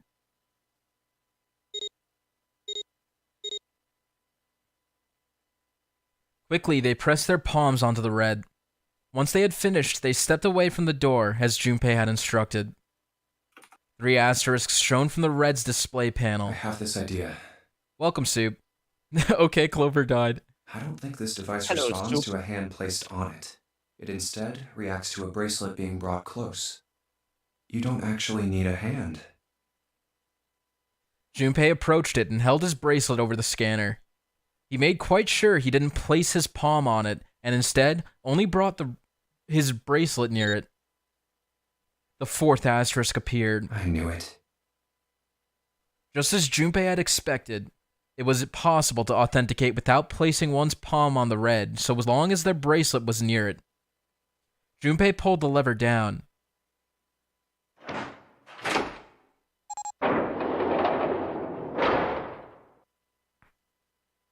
Door 3 opened like a hungry mouth. 9 long seconds passed. That's funny, Smog. Okay, Google. Nah, I wouldn't say anything. And the door shut, unfed. Junpei walked slowly back to the others, who were waiting for some distance from the door, talking to one another. Santa and June had joined them as well. Huh? It looked as though they hadn't found a chance to break into the conversation yet. As Junpei approached, they turned to look at him, curiosity plain on their faces. Before long, the other 3 did as well. What was that about? How should I know? Clearly, they were all expecting some Thanks. answers. I appreciate your cooperation. Clearly, they'd hoped for something more forthcoming. He continued. By the way, Ace, would you mind if I asked you something? What is it? Do you know who I am? What? What kind of question? Just answer it, please. Who am I? Your Junpei, of course. Who else would you be? Unfortunately, that's the wrong answer. Actually, I'm Santa. What? Huh? Okay. What? Ace's voice was full of surprise, but it was also tinged with confusion and fear. Everyone else looked nearly as surprised. Santa looked especially shocked to discover he was actually someone else. If he spoke, however, the trap would be exposed. Later, Prince Leon. Junpei quickly continued. The clothes I'm wearing, I borrowed from Junpei. And the clothes he's wearing are mine. We had a little swap. That's ridiculous. Impossible. So, you're saying I'm not Santa? Of course you aren't. Why? What makes you so sure I'm not Santa? If you were Santa, then door 3 wouldn't have opened for us just now. 1 plus 7 plus 8 plus 3 equals 19. 1 plus 9 would be 10. The digital route would be 1. But the 4 of us just opened door 3. You can't possibly be Santa. Your bracelet number isn't 3. It's 5, right?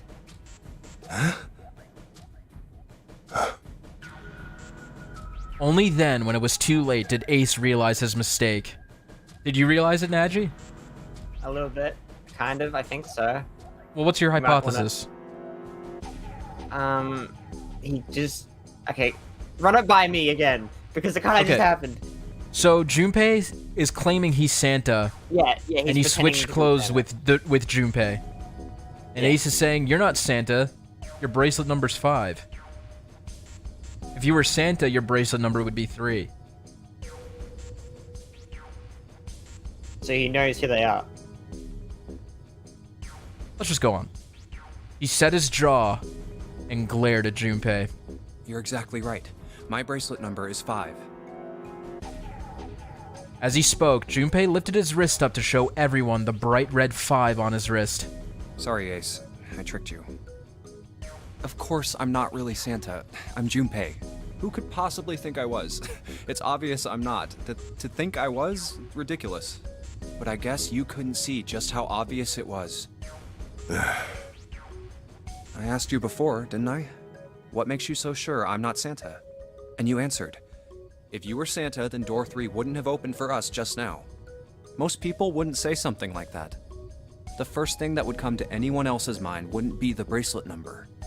There'd only be one thing they'd say. One sentence. You don't have his face. Ace, you have prosopagnosia, am I right? Junpei's voice was quite quiet and calm. He knew the truth. So did Ace. Prosopagnosia? The others looked confused. What's that? No clue. Prosopagnosia is... He heard Lotus begin to explain it to them. Ace glanced at them, then turned back toward Junpei and sighed. Very well. I confess. G-Man, who the F is Santa? I'm Santa. I have prosopagnosia. I cannot differentiate human faces. Is that what this was about? You want to mock me for my disorder? No, not at all. I'm not making fun of you at all. In fact, I feel kind of bad for you. No, the reason I brought this up is that there's an excellent chance the person who killed Snake has prosopagnosia. Ace's face tightened. His eyes narrowed. What do you mean? Junpei leaned casually against the iron piping of one of the beds. I'll just come right out with it. I think it was you, Ace. You killed him. Oh my god! Junpei was suddenly very aware of 5 pairs of eyes on him. He had their undivided attention now. The room had grown very, very quiet. Junpei took a deep breath. That's ridiculous. What possible evidence do you... I have 3 pieces of evidence. The first, think back to a few hours ago. You made us argue over the 3 doors here in the big hospital room. There was no way all 7 people could go through them. Lotus suggested that we sacrifice one of us. Lotus looked away awkwardly. Junpei glanced at her and continued. Then you, Ace, said, I'll stay here. Why would you say something like that? It's pretty simple, really. You didn't want us to see the dead body in the shower room. You see, if Ace stayed behind, there were only 2 doors the rest of us could go through. Doors 7 and 8. There was no way we could get through door 3, the shower room. You knew that, didn't you, Ace? That's why you volunteered to stay behind. Come on now, I think that's going a bit far. I can understand if you're jealous of my bravery, but please don't devalue my actions. I only wanted to save the rest of you. Surely you can understand my altruism. Nah, Altruism, buddy. huh? Junpei stared off into the darkness at something very interesting and lazily began to dig a persistent bit of wax out of his ear. You already knew, didn't you? You knew that whichever doors we took, eventually we'd end up back in the big hospital room. What on earth are you saying? Of course I didn't know that. How could I have? Really? Yes, yes. Pleading was not something they'd heard from Ace before. Junpei pulled the piece of wax from his ear, glanced at it, and flicked it off into the darkness. Oh well, that's cool. I've still got 2 more pieces of evidence that say you're the killer. The second is that, as I said earlier, you have prosopagnosia. Then you mean to imply that a person who can't distinguish human faces must be a bad person? Junpei, they call that prejudice. No, I am not that stupid. Then why? Well, before I explain, I suppose there's something I should tell you. The corpse in the shower room. It's not Snake's. What? I always hit the wrong button. Ace's face went pale. The others looked confused as well. If the body wasn't I Snake's... didn't put it together right away, but there was something Clover told me. She said that Snake's left arm was prosthetic. He'd lost his real arm in an But the accident. body we saw in the shower room, let's call him Guy X. Guy X's left arm was definitely flesh and blood. In other words, Guy X couldn't possibly have been Snake. Oh God.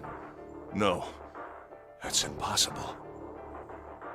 Ace had started muttering deliriously to himself, shaking his head back and forth. New banner. We saw it, Omega. Are you excited for Claude? Junpei was long past caring. Let's say, hypothetically, that the killer didn't have prosopagnosia. If that were the case, he would immediately realize that Guy X wasn't Snake. Even if the clothes were the same as Snake's, their faces would be completely different. It would have been obvious they were different people. And yet, they still killed him. Why? Why would they kill a stranger who'd only just shown up? On the other hand, if the killer did have prosopagnosia, it makes sense. They thought Guy X was Snake and killed him. Wait. Wait just a moment. Let's say you're right, and I mistook Guy X for Snake. Even if I did, I would have had no motive to kill him. Why would I want to kill Snake? I can think of at least 2 motives. 1, Snake knew about your past. If he ever revealed what he knew, that would have been really bad for you. You really didn't want that to happen. So to make sure Snake's mouth stayed shut, you killed him. 2, Snake had a grudge against you. You knew that, or at least you could have easily assumed he did. Even without exposing your identity, he was a threat to you. You never knew when you might be attacked. You couldn't ever let your guard down. Every moment was a moment he might try something. You didn't want that kind of danger hanging over you, so you... Jesus Christ, dude. Are you following this? Yes, I am. My Okay. brain. Hey, hold on a minute. For the first time since the beginning of Junpei's explanation, someone besides Ace spoke. What's the past that Ace wouldn't want us to know? Why did Snake have a grudge against him? Look at this. He handed Santa a small piece of paper. We already checked it out, Minecraft man. What's this piece of paper? Craft. What's this piece of paper? Says Santa. Santa squinted at the paper and began to read. The nonary game was played once before 9 years ago. The person with the number 2 bracelet attended the game 9 years ago. It was planned by the following 4 people. Cradle Pharmaceuticals CEO Gentaro Hongo. What is this? Slowly, Santa looked up from the paper. His eyes met Junpei's. It's the message from Zero. It was in the safe in the first-class cabin. Then, suddenly, Give me a break! Ace's face was red and shaking, and his voice was full of fury tinged with desperation. That paper is a lie! Someone is trying to frame me! Me. You said me, right? Junpei's eyes narrowed and the trap began to close. Ace inhaled sharply. His eyes flicked off of Junpei to something, anything else. Wouldn't that mean you're admitting you're Hongo, the CEO of Cradle Pharmaceuticals? Or am I mistaken? It was as though a switch had been flipped. The color drained from Ace's face, and as he realized what he'd done, his eyes went wide. Very well. I admit that much. I am certainly the CEO of Cradle Pharmaceutical, Gentaro Hongo. So what if I am? I don't know anything about this nonary game that supposedly took place 9 years ago. Everything on that scrap of paper is bullshit. Someone is trying to set me up, you see? First of all...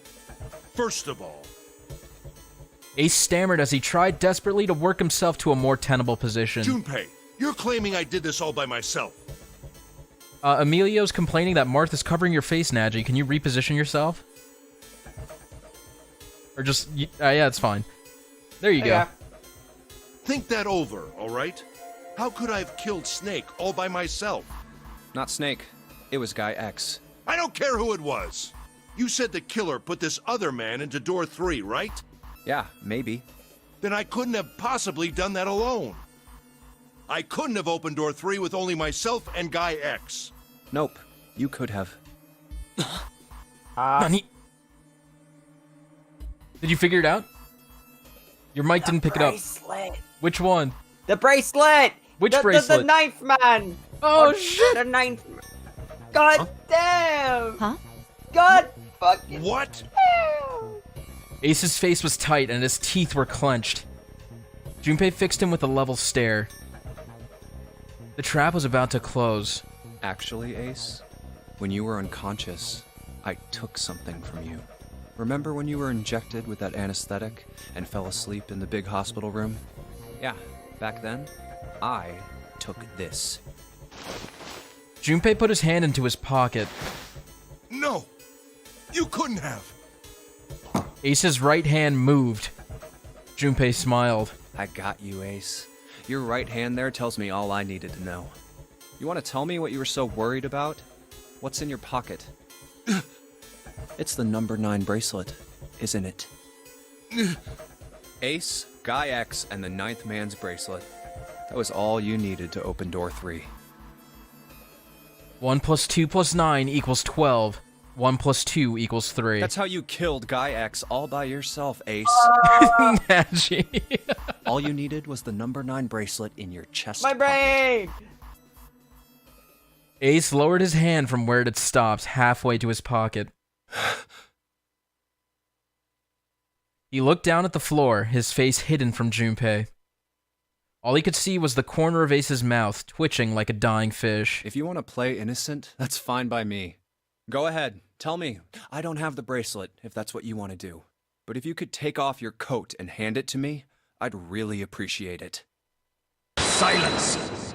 Otherwise, we'll have to take it from you by force. Right, Seven? Shirtless Ace? Flush. Yeah, it'd be my pleasure. What'd you say? I said shirtless Ace? Flushed? Oh, yeah. Oh, Seven yeah. cracked his knuckles with a sound like gunfire.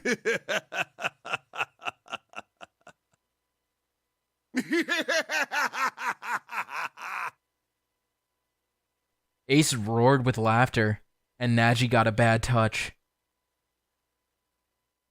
He threw his arms wide and his head back and laughed, filling the room with a sound that scarcely belonged there.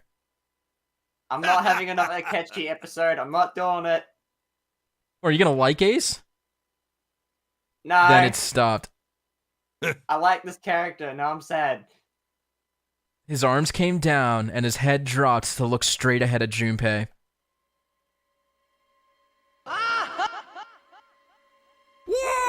I did it again. His face was flat and cold, devoid of any emotion. Well done, Junpei. As you so correctly deduced, I have the number 9 bracelet. I retrieved it while we were searching for the missing hardware for the red. I left the room I was supposed to search and headed to the first-class cabin on B deck. His voice showed no emotion, no sense of remorse or interest. It was almost bored, as though he were reciting an especially dull corporate letter. My purpose was to obtain the number 9 bracelet. 9 is a potent ally in the nonary game. Adding 9 to any set of numbers won't alter the digital root. 1 plus 9 equals 10. 1 plus 0 equals 1. They're just gonna go through all these, where adding 9 just doesn't change the digital root.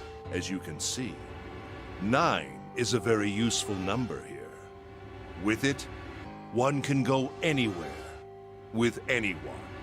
It is, I suppose you could say, a game changer. This changes everything. So I made for the first-class cabin to obtain it. In mere moments,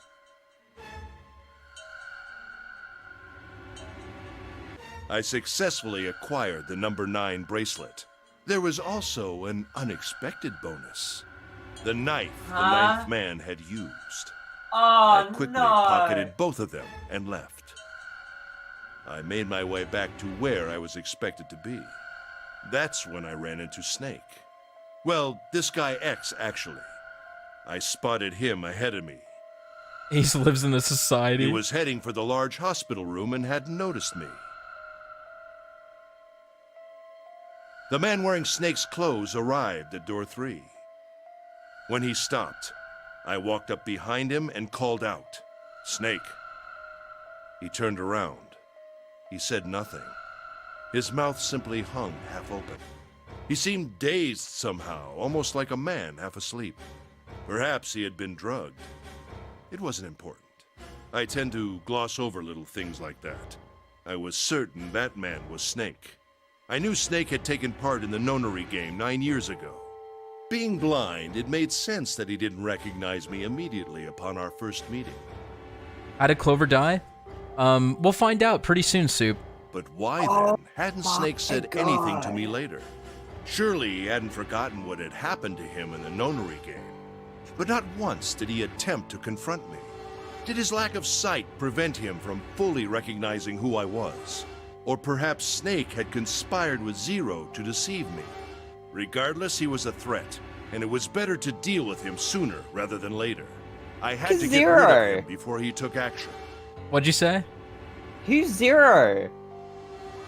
With quick thinking, my plan went into motion immediately. I cannot confirm or deny. I held the number 9 bracelet over the red. I waved my own bracelet in front of the red, and then grabbed Snake's arm and shoved his hand against the scanner panel. The door opened. I threw the man through it. 9 seconds later, the door shut. 81 seconds passed.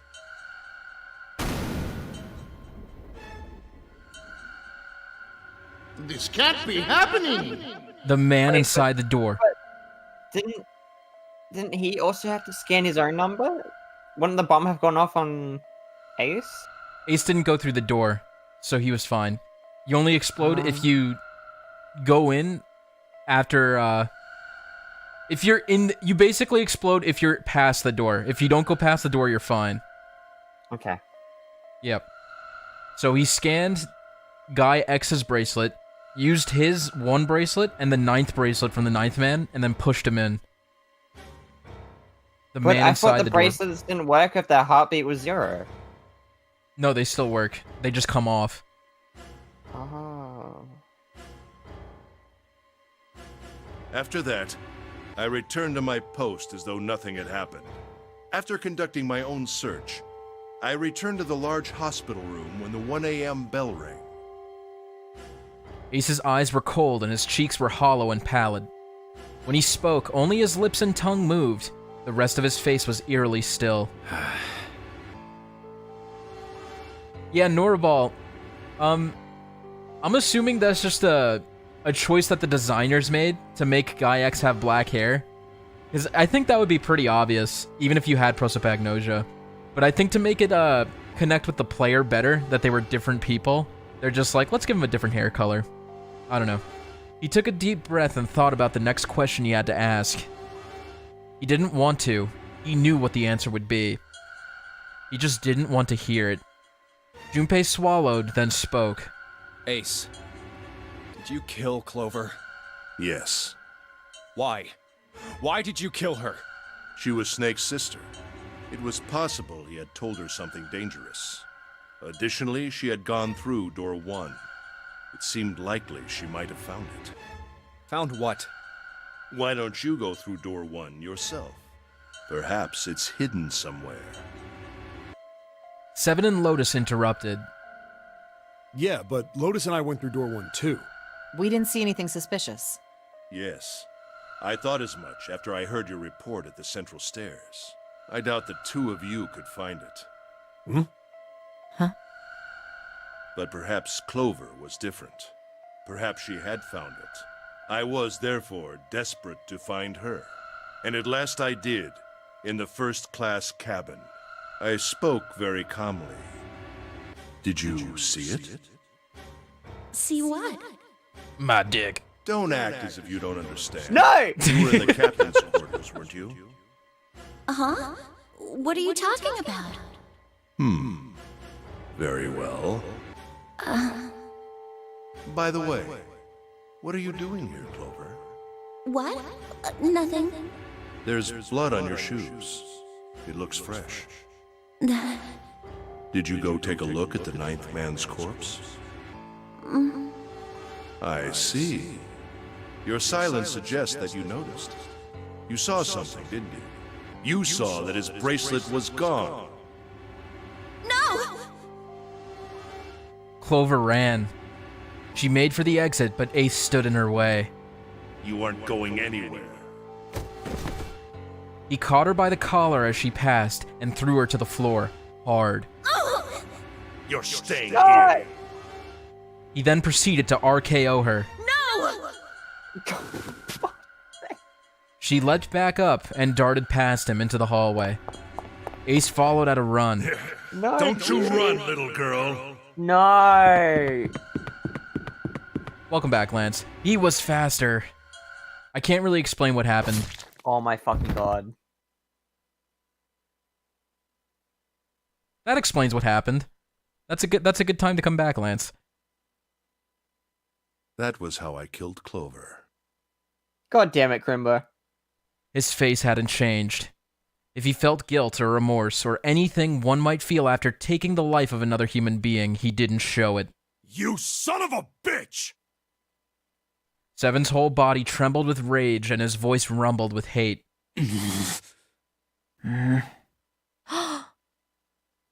Santa's eyes were bloodthirsty, and Lotus and June's faces were distorted by anger and hatred. What's up, Kindy, Grove? Ace looked at them and smiled. It was a cold, cruel thing with no humor in it. He shook his head and sighed. I admit it. I've lost. I have lost. Completely and utterly. Hello, Mini Oshua. Or I should just call you, Joshua. That was your name. Don't misunderstand, Junpei. I didn't lose to you. I lost to Zero, not you. I'm rather disgusted with myself for falling into such a simple trap. I look the fool. Hello, Samir. Coming here after finishing up the recording with Lance. How's it going? Oh, you recorded with Lance for the reaction? We're just playing some 999. And it was a trap. Make no Hey, Samir. mistake. I was trapped and manipulated by Zero. The man I killed in the shower room, if he wasn't Snake, then I have no idea who he was. But he was wearing Snake's clothes, and that was no coincidence. He had also been injected with something that reduced his cognition and prevented him from identifying himself or resisting me. And we can't forget the components that were removed from the red before we arrived. I have no doubt that Zero planned all of this. Zero made sure I would kill that man. It follows, of course, that Zero knew everything I would do. That I would try to take the number 9 bracelet. That I would try to kill Snake. Everything. Suddenly, Junpei remembered the paper he'd found in the safe. He remembered the last words Zero had written on it. I must punish them for the innocent lives they sacrificed. This is the only warning they will receive. That innocent souls might be saved, I now state the truth. Zero. And he remembered other words, words he'd heard from Clover. I think Zero is one of us. Huh?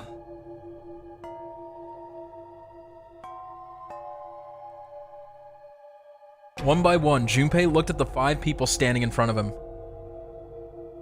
Ace. Santa. June.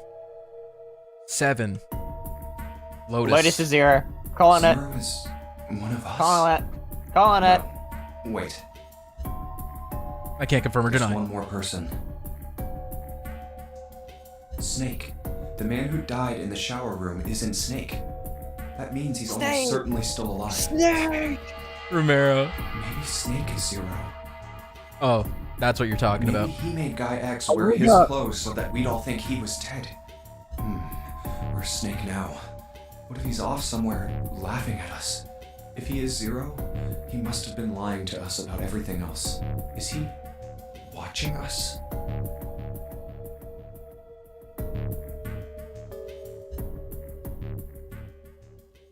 Nadgey, Nadgey just said Lotus was Zero. Well, who do you think But Zero? now I I think, believe I've finished now I think with my Snake is confession. Zero.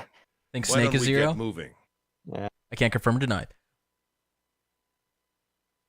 He sounded as if he'd just finished doing nothing more exciting than describing the weather. For Santa, it was the last straw. What the hell is this shit? You aren't going anywhere, you son of a bitch! We're gonna leave your ass here to rot! Why? Because I killed Clover? That's ridiculous. Why are you so upset that I killed the little bitch? She was nothing to you. A stranger you only met a few hours ago. Am I wrong? Don't egg him on, Dotstiff. He'll do it. You bastard! Seven roared and lifted a fist that would likely have shattered Ace's jaw. Are you gonna join the fight, Nadgey? Fucking killing his ass! But someone else was faster. It was Lotus. She stepped toward Ace, raised a fist of her own, and drove it straight into his nose. Blindsiding me with a punch, huh? You've got some fire, don't you? I confess, I rather like a tough woman. He sniffed and wiped a small trickle of blood from his nose with a raised eyebrow. Well, maybe you'd like another one then. Before that, let me give you one of my own. I got the belt and better whip some bitches. Huh? Lotus scarcely had time to blink. Ace snaked his arms around her and pulled Lotus's back up against him. In the same motion, he reached into his coat pocket. What It was a gun. The revolver. Yay! Almost lazily, he tilted it to point at Lotus's head. If any of you so much as blink, I won't hesitate to pull this trigger. I've already killed 3 people. Don't think I'm not ready to make it 4. 3 people? What do you mean? Very well. Let me take this opportunity to illuminate you. Neutral Special betrayed us. The person who killed the 9th man was me. Although I suppose to be more accurate, I encouraged him to get himself killed. I remember that. He said Do something. you? Yeah, he said While we were something. This examining the wasn't main supposed to happen staircase, or he something came to along me those and lines. told Yeah, me his exactly. name. Good job, Nadgey. I recognized it at once. So I gave him a little push. Just a little white lie. It seems the settings for the dead were altered. Now it only requires a single person to deactivate the detonator in the bracelet. Investigate what's beyond door 5.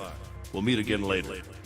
And Are the streams dying for anyone else, or is it just Crimbo? with that, Okay. Have a good one, guys. I'm going off ahead now. Well then. Why is it stopping? God damn it!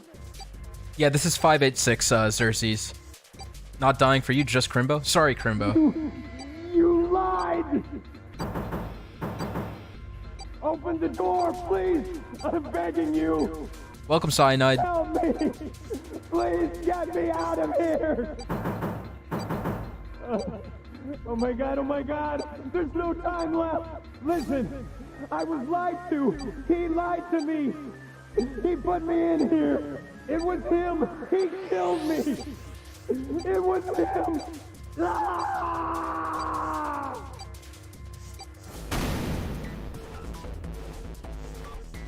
Gotcha, Crimbo.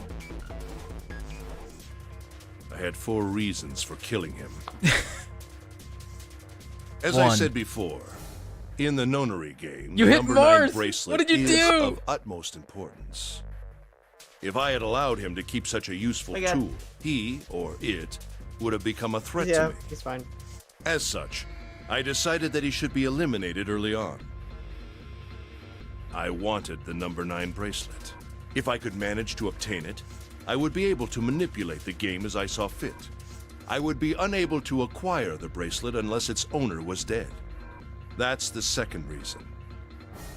Even setting aside his number, he would have been nothing but trouble for me. He was aware of my past. He knew what happened here 9 years ago. It was important that I eliminate him before he was able to disseminate this information. Lastly, I wished to conduct a simple test. A test to see if this nonary game was serious, or a poor attempt at a joke. I needed to be quite sure. As such, I encouraged him to act against the rules so that I might observe the outcome. Junpei glared at I him. don't get your third motive. What the hell happened 9 years ago? Didn't I say? The nonary game was played. I planned it out, and I conducted its execution. Why? What on earth was it supposed to do? Yeah, that's a funny phrase, Cyanide. I don't really think I have any obligation to tell you that. Ace smirked. He was trying to provoke them, and it was working. Although Ace had paid very little attention to Lotus after catching her, the gun had never wavered from her temple. She looked quite pale, and when she spoke, her voice shook. Hey, what's with this gun? Where did he get this? Why don't you tell her, Santa? Santa ground his teeth and glared at Ace. On the other side of door 6, we found the gun in the coffin in the cargo room, right? The bastard must have grabbed it when we weren't looking. Indeed, I did. That was a pretty serious mistake, you know. Just saying you intended to leave it behind. I'm sorry, Crimbo, that must be really frustrating. Ace laughed a short, derisive snort and gave Junpei a sickeningly pitying look. Well, there isn't much time left. I'll be off then. Well, where are you going? Do I really To your need mama's to explain? house. I had assumed it would be obvious. I have the number 9 bracelet, and now I have Lotus.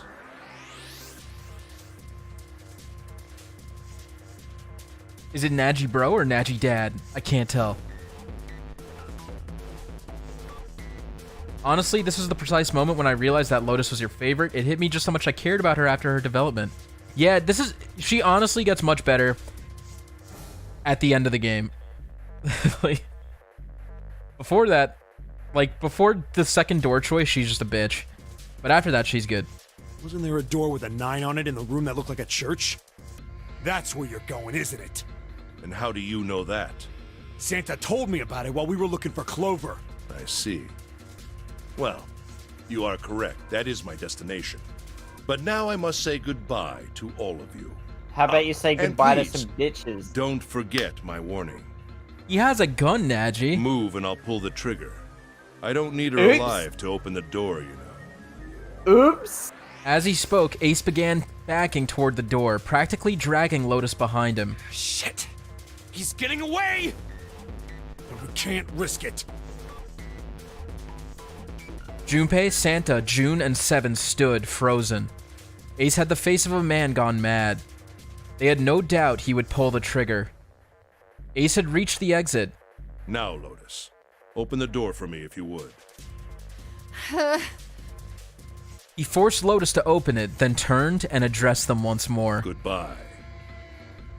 what happened at the beginning. Lotus was like the first to suggest sacrificing someone so the group could move on. When you got stuck in the freezer, it didn't really seem like she put effort into trying to save you.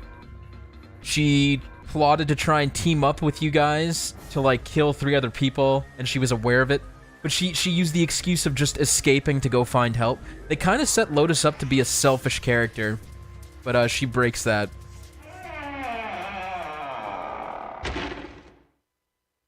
It fell shut. In the blink of an eye, they were gone. Damn it!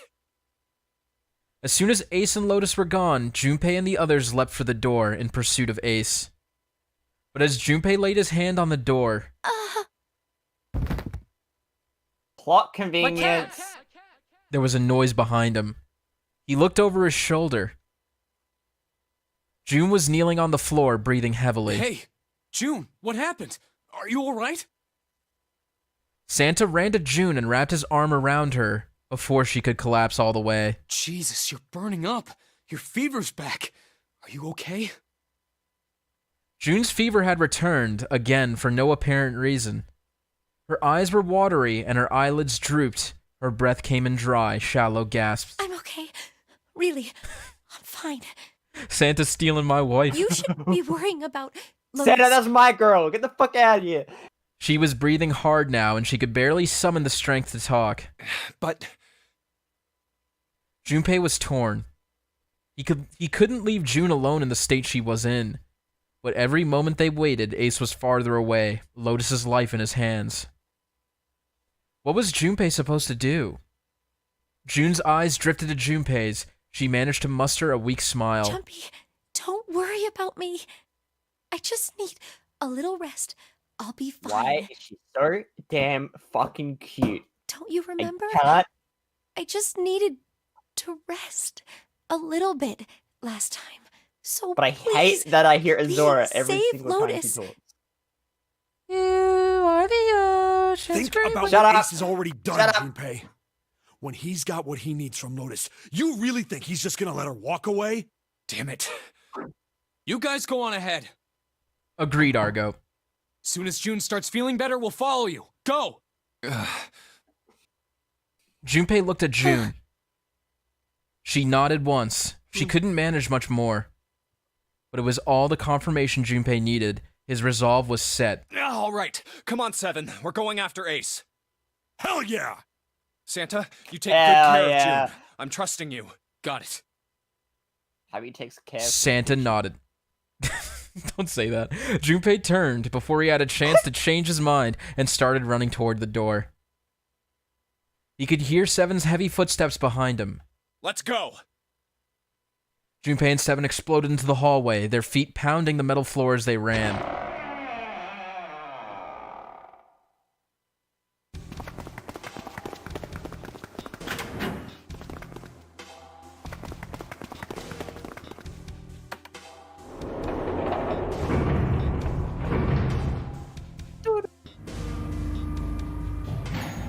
Thanks, Kelly.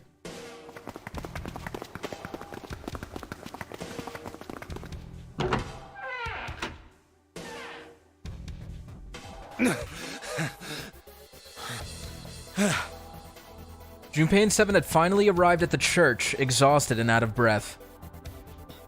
No, we can't, Romero. We can't do that. As their lungs struggled to catch their breath, their eyes frantically scanned the room. Where are they? I don't see them. You think they already went through? He reached up to wipe a palm full of sweat from his brow. Maybe. Even as he spoke, Junpei was already on his way to the larger of the number 9 doors. Let's check the red. Charles, let's check the red. Let's do it. The display panel read vacant. He spun around and headed toward the smaller door. This red would tell him if Ace and Lotus had moved to another room. Engaged. It's occupied. That means Ace and Lotus went through here. Yeah, it seems like it. Speedy, when are we gonna do a singing collab? Never. You know, Ghost wanted to do Goddamn. that at some point, but it got canceled. Damn.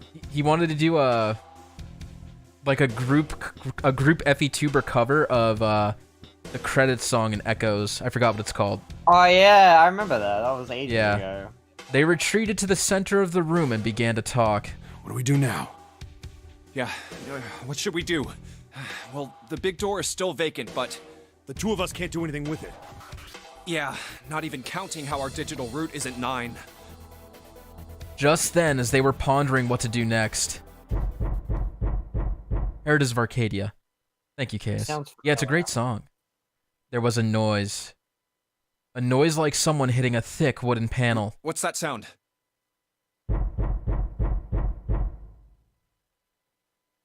Junpei looked up, surprised. 7 followed suit, his eyes jumping around the room looking for the source of the sound.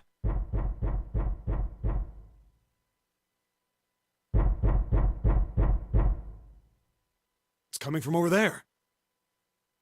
It wasn't long before they found the altar. Or more precisely, what was on it. The coffin. Yeah.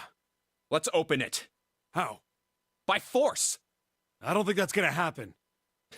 Well, you never know till you try, right? The only necessity for success is the willingness to suffer 1,000 failures. Who said that? Wow. I forget. Pretty prolific. Anyway, we've got to try. Junpei and 7 leapt at the coffin. They grabbed hold of what purchase they could find and pulled. Damn it! See? Didn't I tell you? If you could just pull it open, why would it have something like that? 7 pointed at a keypad on the side of the coffin. Right. So unless I put in the right passcode, it's not gonna open. The noise hadn't stopped. In fact, as it continued, it had only gotten louder and more forceful. What were they supposed to do, Junpei wondered. Was there some sort of clue somewhere?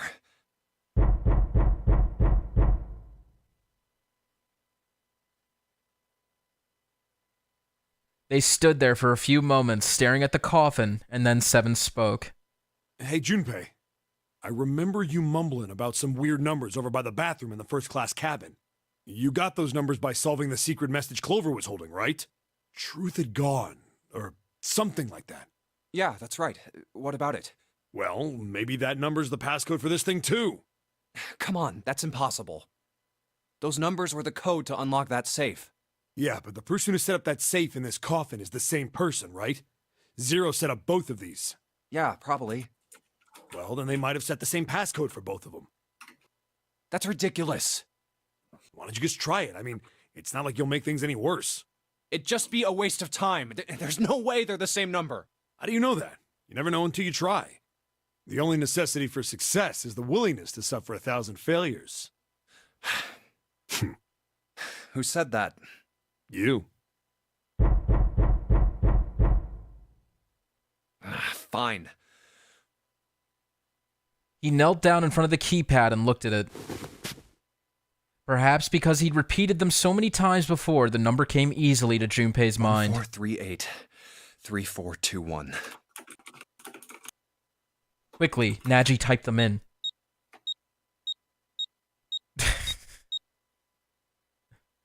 Yeah, I like that interaction case, it's cute.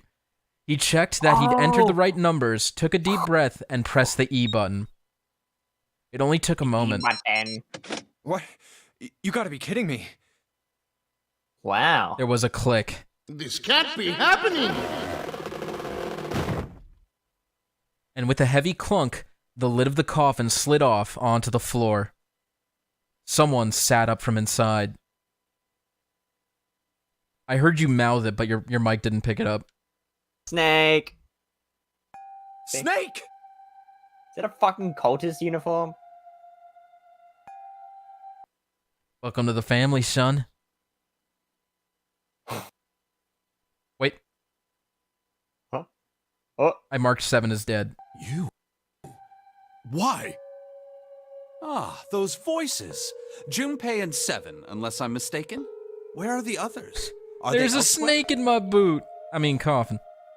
Of course, there was no reason Snake would have known anything about where anyone else would be. Junpei and 7 looked at one another. There was a great deal he needed to know, but...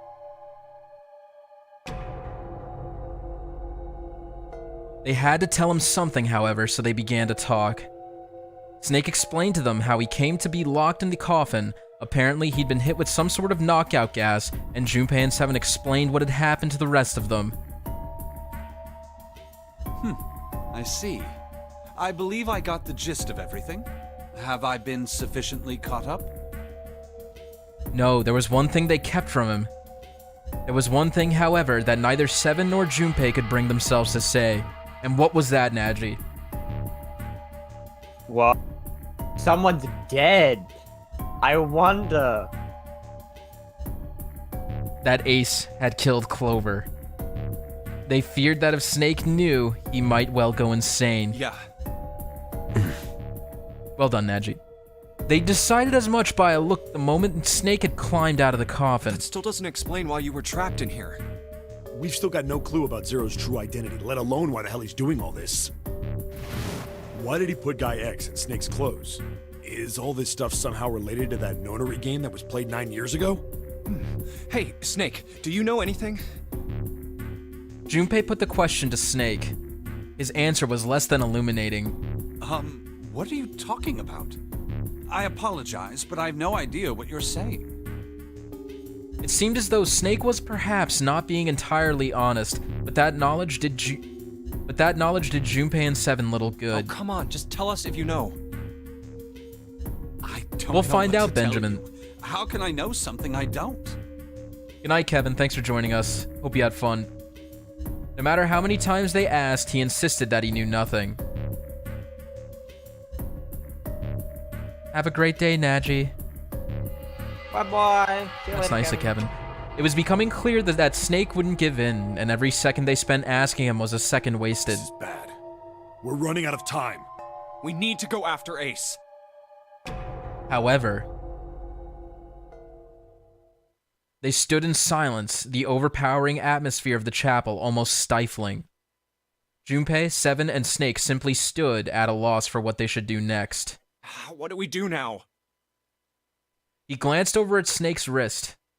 Sure enough, he could see the 2 on the bracelet on Snake's wrist. The 3 of us can't make a digital root of 9. Oh, go ahead. Alright, just making sure. Yeah, go ahead. I could talk to chat. What's up, chat? Bet they regret not sharing real names now. Profound regret. Well, who's pulling on the Claude banner, guys? I think I'm gonna skip.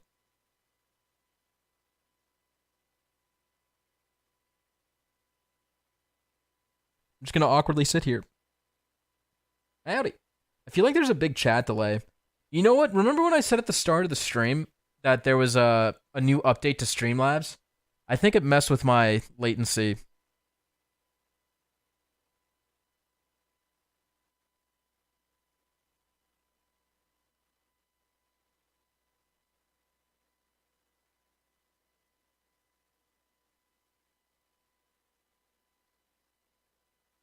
I'll try and mess with it next time.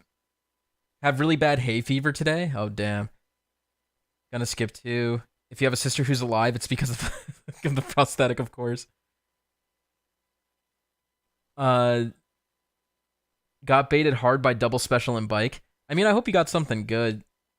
Skipping banner, not interested in Claude. I think I'm just... There's too many brave versions of the Three Houses Lords. Hope you get lucky, Mackenzie, if you're gonna go in for Claude. Probably gonna be at about 350 orbs for her reprint.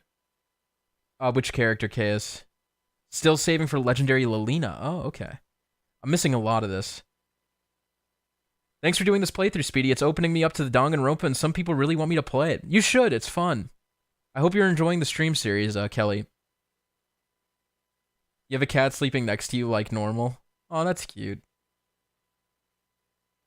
Scrounge up as many orbs with pass, LHBS, new month, and then save for his rerun. Okay.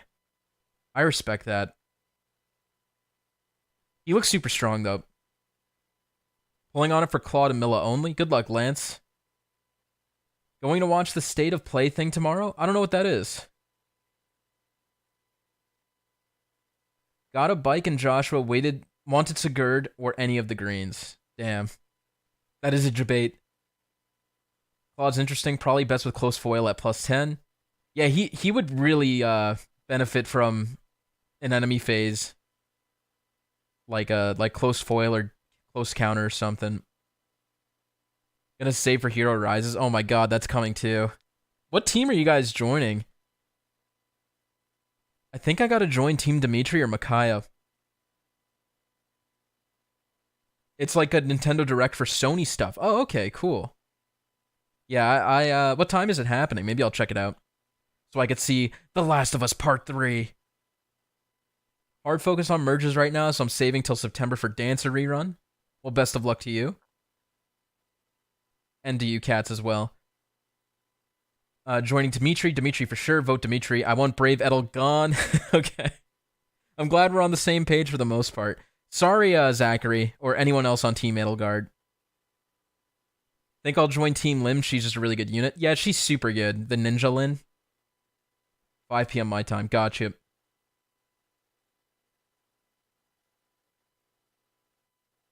Yeah, I'm not sure who I want for the top 4. Honestly, the way they did the bracket is making it really hard.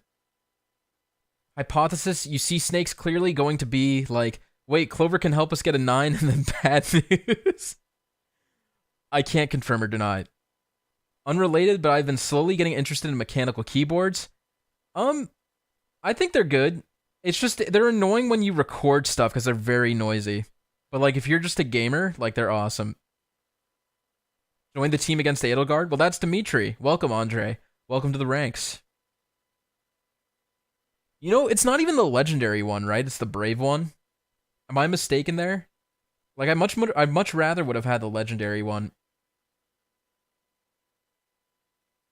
I'm sorry to hear that, Miru. That must be really a tough choice.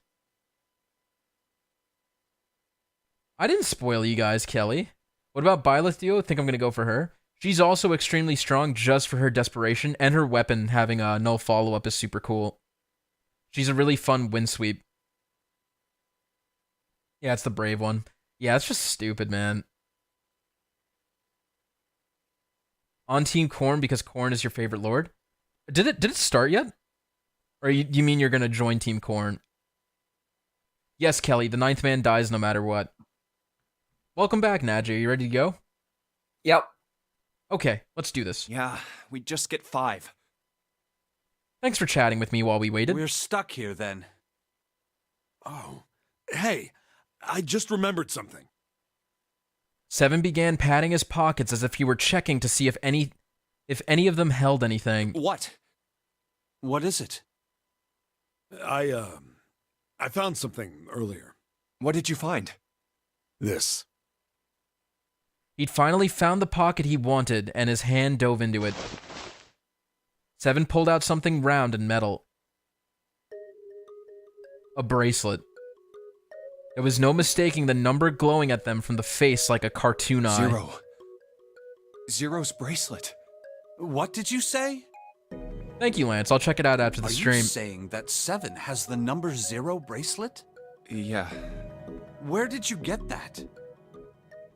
Snake's question was innocent enough, but if he learned the truth, if he'd been able to see, if he would have noticed 7's look right away. Or look away, sorry. Clover gave it to me. She did? Yeah. How did she come by it? Well, she found it. See, on the other side of door 1, A deck, in the captain's quarters. Manuel, did you watch Akaris's video? Or Akaris? I always say his name wrong. What about color sharing? She asked me to hold on to it because it was too big and bulky for her to be lugging around. He's lying. Junpei could tell right away that 7 wasn't telling the truth. He even told us earlier. I haven't actually looked at it yet. Didn't want to disturb the crime scene, you know? Well, I did borrow one thing. He probably said that so Snake doesn't find out about Clover. All right, Junpei. Been nice knowing you. Wait, what? 7 plus 2 plus 0 equals 9. Junpei was boned. Come on, man. I'm just kidding. Still, just in case, I want to make sure the 0 bracelet gets picked up by the red. Yeah, I'm sure, Manuel. I just watched it recently and thought about it.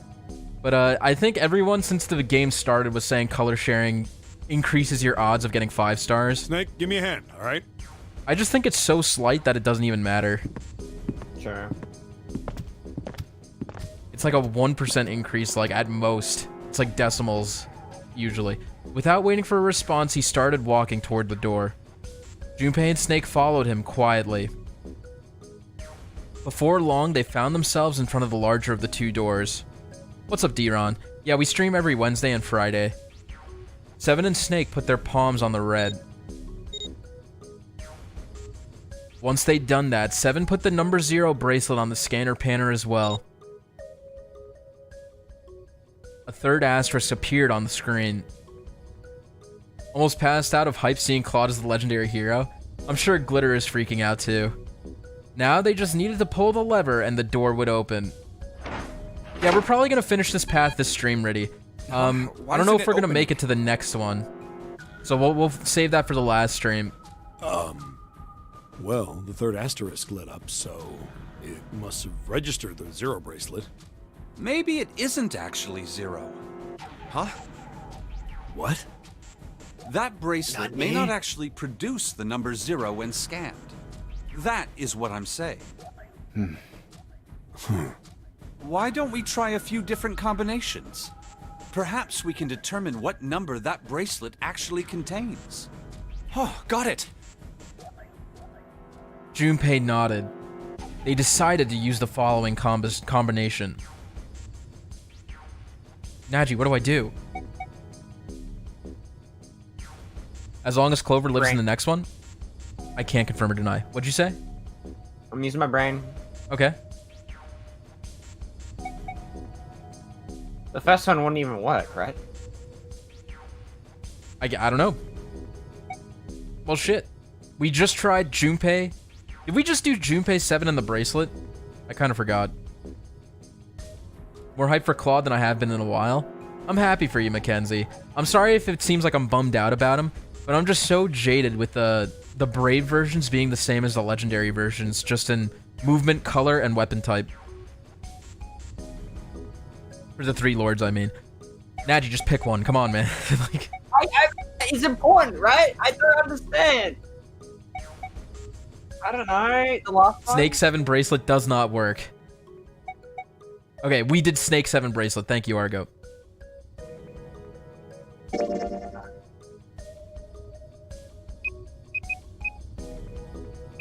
Stop putting in hot boob. Just pick one. A fucking middle one. Let's try all 3 of us and the bracelet. Snake and Junpei. I was just saving time. If this combination works, then the number for this bracelet is 4. Wait, I picked the wrong one.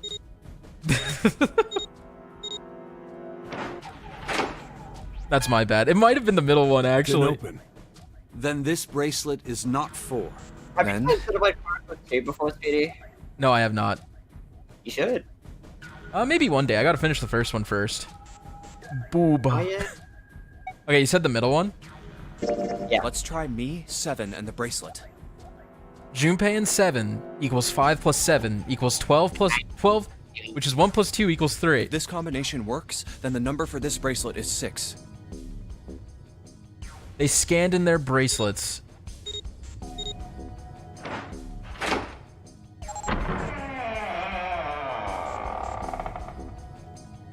It opened. Yes, so it would seem. 7 clearly hadn't thought their experimentation would produce anything useful, and looked rather confused. Snake was, as usual, calm and smug.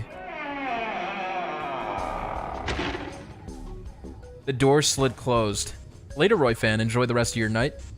Junpei's forehead furrowed as he That thought. means the bracelet is actually 6. 5 plus 7 plus 6 equals 18, which is 1 plus 8 equals 9. But how is that possible? The display on the bracelet clearly shows a 0. Suddenly, from somewhere far beneath them, they heard the creak and groan of tearing metal. With it came the sound of water pouring into parts of the ship that had, until recently, been dry. Oh man, that's not good. I guess our time's just about up, huh? At any rate, we know now that the door can be opened. Let's go! But, Snake, are you sure? Yeah. You know that only Junpei and I can go through this way. You needn't worry. I have a solution to this problem. My last resort. But if now is not the time for last resorts, then when? Last? Resort?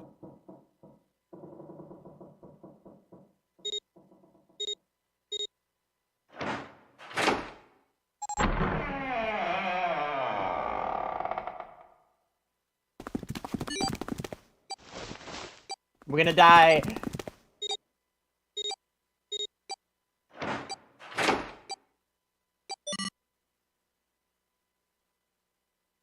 Oh, we're alive. Yay. Junpei, Seven, and Snake ran full tilt down a long, straight hallway. They were headed for the stern of the ship and had no time for distractions. As they ran, Seven spoke. Gotta admit, you really surprised me there, kid. I couldn't figure out how the hell you were gonna get out of that one. How come you didn't do that right off the bat? As I told you, it was a last resort. Had I used it at the beginning of the game, I would have come under a great deal of suspicion. I imagine that most people would have taken it to mean that I was Zero. Do you know what he's talking about?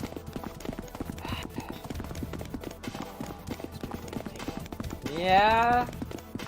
Well, obviously people would normally be sus. Once they'd convinced themselves of that, it looked like you're I wasn't making a face. optimistic You're like, about my chances of making it out of here alive. I was wondering if you're being perceptive. I felt it best to I'm play thinking. my cards I am close to thinking. the chest, as it were. Well, we scanned Seven, us, and the Zero bracelet, and Snake still went through the door without blowing up. Okay. That way, if I were in a situation where there was nothing else I could do, I'd have a little trick up my sleeve. I'd just take my bracelet off. Snake's plan had been simple but effective. He'd simply removed his bracelet. How? To Junpei, it had looked as though Snake had simply crushed the bones of his hands until they were small enough to fit through the wristband. Of course, that would have been practically impossible, so... how had he done it? My brother's left arm is, it's not like a normal person's arm. trying to It's adjust. fake. It's There we not go. a real arm. Thank you. Snake had slid the bracelet off and tossed it into the coffin. I know this is kind of a weird thing to say, but I'm glad that's a fake arm. Don't have to be afraid of the door if you don't got a bracelet. You are correct. He'd walked through the door easily without authenticating. He stepped out the other side unscathed and begun running down the hall alongside Seven and Junpei. They kept running for a while longer and eventually came upon a set of stairs leading downward on the right side of the hallway. They stopped and peered down the I staircase. think these stairs connect to the bottom deck. Doesn't look like it's underwater. They nodded quickly to one another and jogged down Wait, the stairs. so where's June, Santa, and... They're in the hospital room.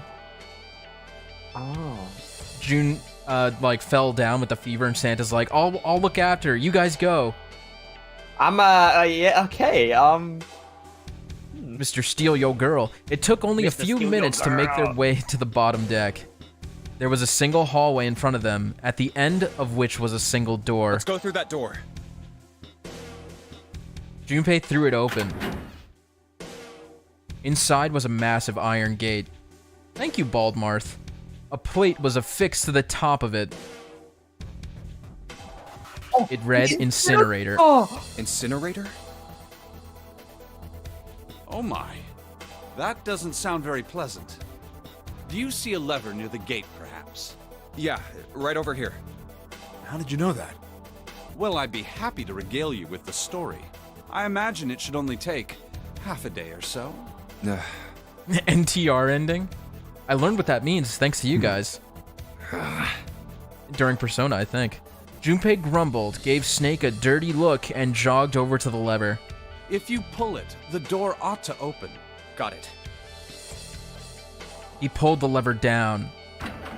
Noraball.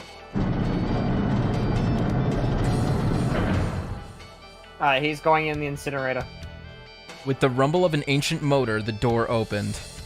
There was no need to hold back and no time to hesitate. They pushed their way inside. Standing in front of them were Ace and Lotus. Ace still held the revolver in his hand. It was still pressed hard against Lotus's temple. A small dark bruise had begun to form near the tip. Even from several yards away, Junpei could see that Lotus was shaking. She was terrified, but perhaps more interesting was what Junpei saw behind them. 9. Another number 9 door. What? Why? Why is there another one? The door stopped Junpei in his tracks. It simply shouldn't have been there. As his brain finally began to consider why, the whine of a warning klaxon filled the air, drowning out any other thought. I can't read. Warning. Warning. Emergency incineration command has been acknowledged.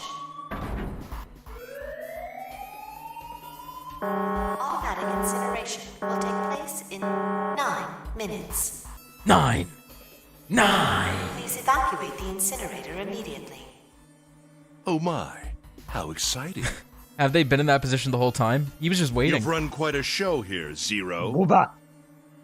Baba. A terrifying smile twisted Ace's face. What's the matter? Too frightened to understand? Here, let me explain. It's said that the incineration system is about to activate. In 9 minutes, this room will be engulfed in flame. Who are you? You don't recognize me? I'm hurt. It's me, Snake. Snake? Oh, yes. You are alive. I'm afraid your bizarre style had me confused. I'm quite glad to see that you're alive. Ace's voice didn't change. Snake ground his teeth. If you don't mind my asking, how did you get here? Snake, Junpei 7.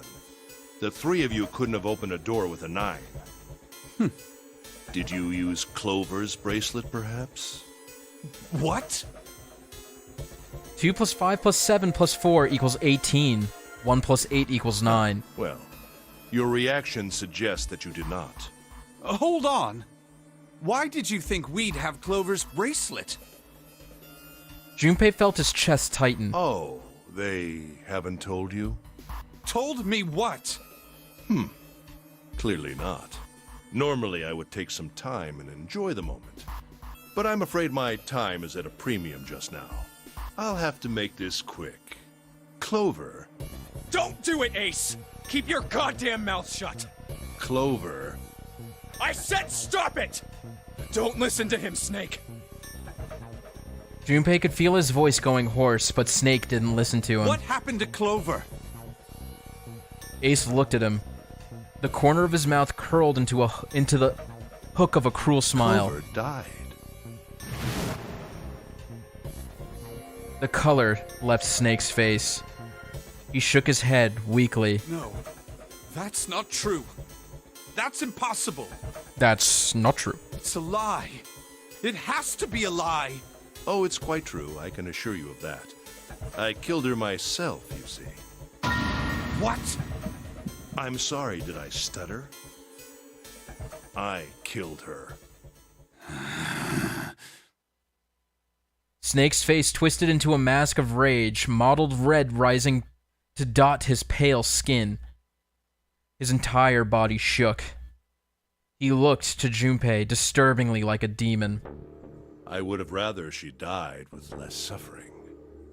A bullet in her brain, perhaps, would have been ideal.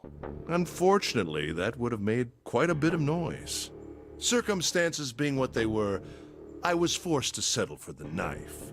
The one the 9th man had, you remember. I believe I caught her just below the shoulder blade. I was rather lucky, in fact. My first thrust went right between her ribs. Her flesh was so soft. You sick fuck! My knife slid in so easily. There was no resistance. That feeling was... Speedy? I confess, I feel rather excited. It is a powerful memory. My cat! Someday, perhaps... Stop! I hope I can feel it again.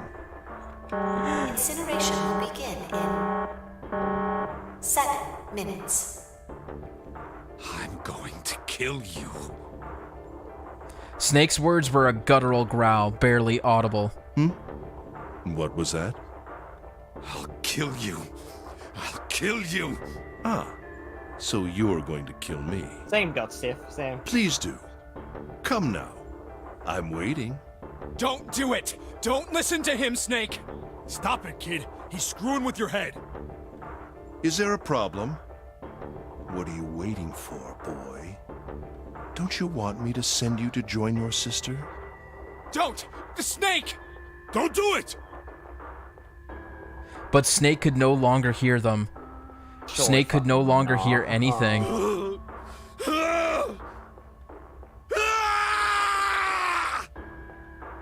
Snake moved like a bolt of lightning. His scream echoed through this incineration chamber, full of rage and despair. Hound Plus, we could talk about that after we beat the game. Snake! Snake!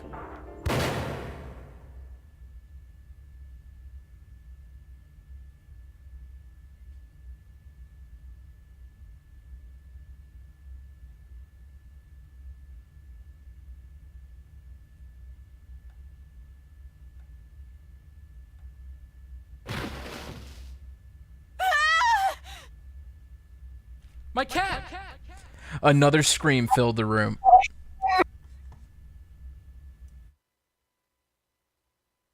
Sorry about that. It was Lotus. She ran across the room toward Junpei, her eyes wide with terror. Lotus! Hurry! This way! Snake's ill-fated attack had loosened Ace's grip on her, and she'd made a run for it. She reached Seven and Junpei and ducked behind them. Incineration will begin in 5 minutes. Give me the woman. He raised the I gun. need her. Without her bracelet, I will be unable to open this door. 1 + 8 + 9 = 18. 1 + 8 = 9. Quickly now! I don't have time for your shenanigans. In the center of the room, Snake's body lay eerily still. He looked like a human larva, prone and vulnerable on the floor. I see. Then it would seem I have no choice. The rest of you must die as well. Fortunately, I have 5 bullets left. Oh my Why not 9? 1 for Junpei. You have a good another point. for Lotus, and the last 3 for that lump of idiotic man you call Seven. But you know, a revolver has 6 bullets, like the chamber does, and he just shot one. He's got 5 left. I will take Seven. Lotus's body with me and That leave game. this room. Terrible game. Incineration will begin in 4 minutes. God fucking Well. damn it! It looks as though our time together is at an end. I rather enjoyed playing with you. Damn it! Junpei could see Ace's finger tightening. He could see it begin to squeeze down on the trigger. His body tensed, preparing for the catastrophic impact of hot lead against human flesh. Goodbye. Then, it happened. Kill you! Snake stood up. What? No, that's impossible. For the first time, Ace's composure broke. With obvious effort, Snake lunged forward 1 step closer to Ace. Then, another. He looked, for all the world, like a zombie. I'll kill you! I'll kill you! His voice was the mournful wailing of the undead. Stay away from me! Get back! Stop! If you come any closer, I'll... Get away from me! Little by little, Ace was retreating. Snake didn't stop. He continued his stiff, inexorable approach, his eyes twin pools of pure fury. Listen to me! I said don't come any closer! Shit! You bastard! Ace's revolver leapt 5 times. 5 times, the air in the incinerator was split by the crack of a bullet. Snake's body twitched as 5 clouds of blood and torn flesh leapt into the air across his body. A fine pink mist drifted from his body and disappeared. Junpei didn't have time to ponder what that meant before. And then, his strength was gone, his legs crumbled, and his broken and battered body slid to the floor. Incineration will begin in 3 minutes. Finally, you're... But Snake wasn't done. I'll kill you. Even as the pool of blood beneath him grew, he began to move. Shit. He half crawled, half slid towards Ace. One bloody arm wrapped itself around Ace's leg. You won't get away. And the other gripped his thigh with strength that should have been long gone. You son of a bitch! You're a monster! Get off me! Let me go, damn you! He kicked at Snake with his free leg, driving his foot into Snake's face, his arm, his shoulder. It made no difference. Snake refused to release him. Once a snake has ensnared its prey, rarely does it release it. This is it, Ace. We're going to burn to death together. What? Incineration will begin in 2 minutes. Yeah, damn it! But damn you! Get off! Let me go, you monster! Okay, look. Think about it this way. My company owns a wonderful hospital. It has excellent doctors. You're not wounded too seriously. I'm sure they can fix you up easily. You don't have to die. You could be saved. Just let me go.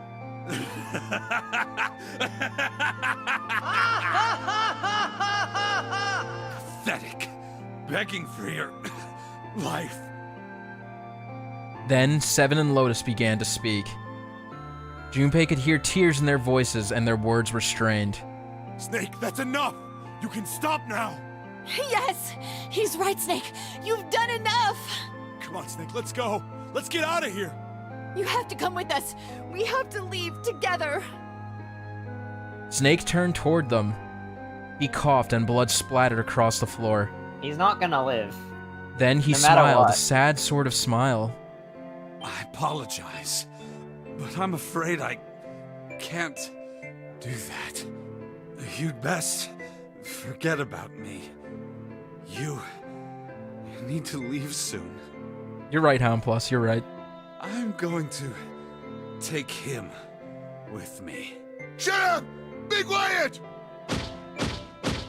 I couldn't save Clover. My sister died because of me. Perhaps this will begin to atone for that. Perhaps in the afterlife, she can forgive me. Now go. Go now. You have to go. Fucking love you, Snake. Oh my god. 1 minute. God damn it! Shit! We're out of time! We gotta go! We did, Vicent. We reacted. It's gonna be posted to the channel, probably tomorrow morning. Seven ran towards the exit. Lotus followed him, but Junpei couldn't move. There were white lines down Snake's cheeks where his tears had washed the blood away. He was broken, body and soul, and Junpei felt as though half of his own heart had been torn out. His eyes stung, and he tried desperately to swallow to clear the lump in his throat. Junpei, what are you doing? You have to get out of here now! Junpei's chest tightened, pulled taut by anger, misery, and a cold feeling of emptiness. Pure emotion surged through his heart alongside the torrent of blood. He could feel it building, a tremendous wave growing taller and taller and taller. and then it broke, crashing down with thunderous force onto his shaken, unprepared mind. Snake! Snake! Junpei's rational mind was gone. He was driven by instinct now, and he launched himself across the floor at Snake and Ace. Or he tried to. Wait! Don't be an idiot, Junpei! He felt a hand grab him from behind. It was Seven. Before he had time to react, the larger man had pinned Junpei's arms to his sides, and he was hauling him bodily back toward the door. No! No! I have to help Snake! Snake! Snake! Get off of me! Let me go! Incineration will begin in 10 seconds.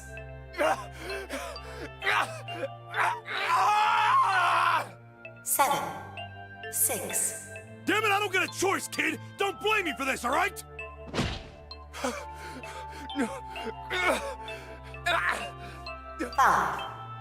4, 3, 2, 1, 0.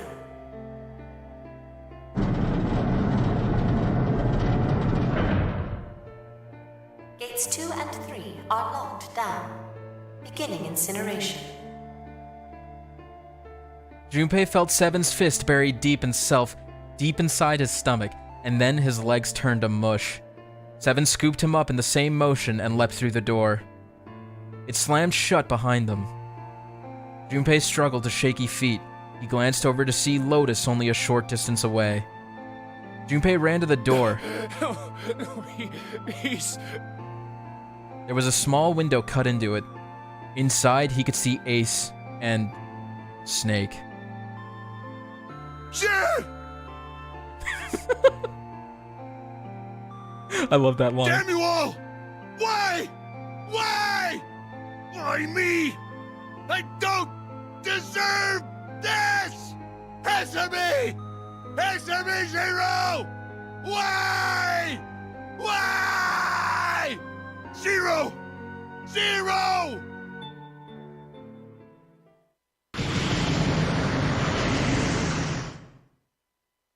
Zero!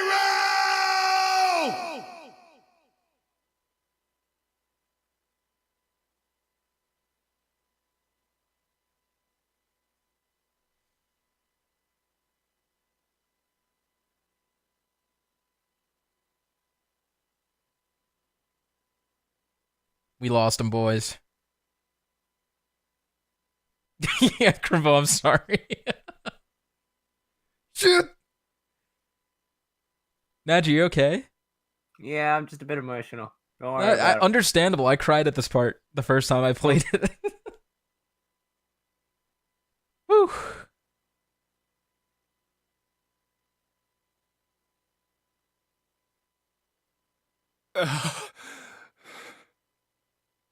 He didn't know how much time passed. He didn't know how long he stood there in front of the incinerator. He looked to the side. Lotus's face was ashen, and if not for the hand she put against the wall, Junpei didn't think she could have stood. Seven looked old and tired and used. His eyes stared at the floor, seeing nothing. Junpei said nothing. He simply began to walk toward the open door, and the hallway they'd come down earlier. Hey, wait! Junpei! Junpei, where are you going? He blinked when their voices broke the silence. He stopped. You stay here. I'll go get Santa and June. You're gonna bring them here? How? Don't worry about that. Just stay here and wait, all right? He began to walk again. He looked over his shoulder and watched Seven and Lotus grow smaller and smaller. They stared back, not moving. He wasn't sure if they could. He turned around again. He knew where he was going. I saw an elevator on the way here. If I can get it to work, then maybe... Before long, Junpei found himself in front of the elevator. Next to the door was a button with a triangle on it. Please work. He pushed it, and the door opened. Yes.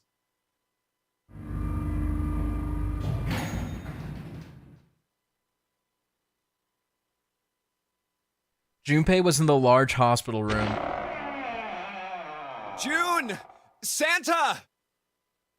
He kept calling and walked to the center of the room.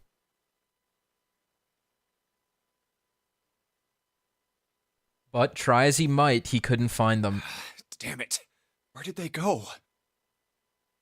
Increasingly frustrated and increasingly worried, Junpei left the large hospital room. He had no choice. He would have to look for them. Junpei's heart was heavy. He couldn't shake the feeling, but there was a part of him that felt it would be wrong to, even if he could. With every step he took, his legs felt more and more like lead.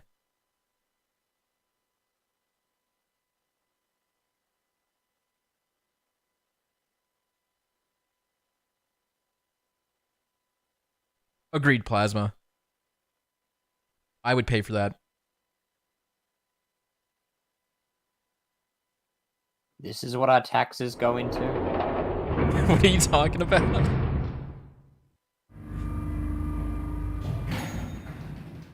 Why are you so bummed, man? No, I'm just kidding. It's understandable. I'm sad. Man. Sometime later, Junpei found himself at the chapel. He stepped inside, expecting to find nothing, but there, on the red carpet in the center of the room... June!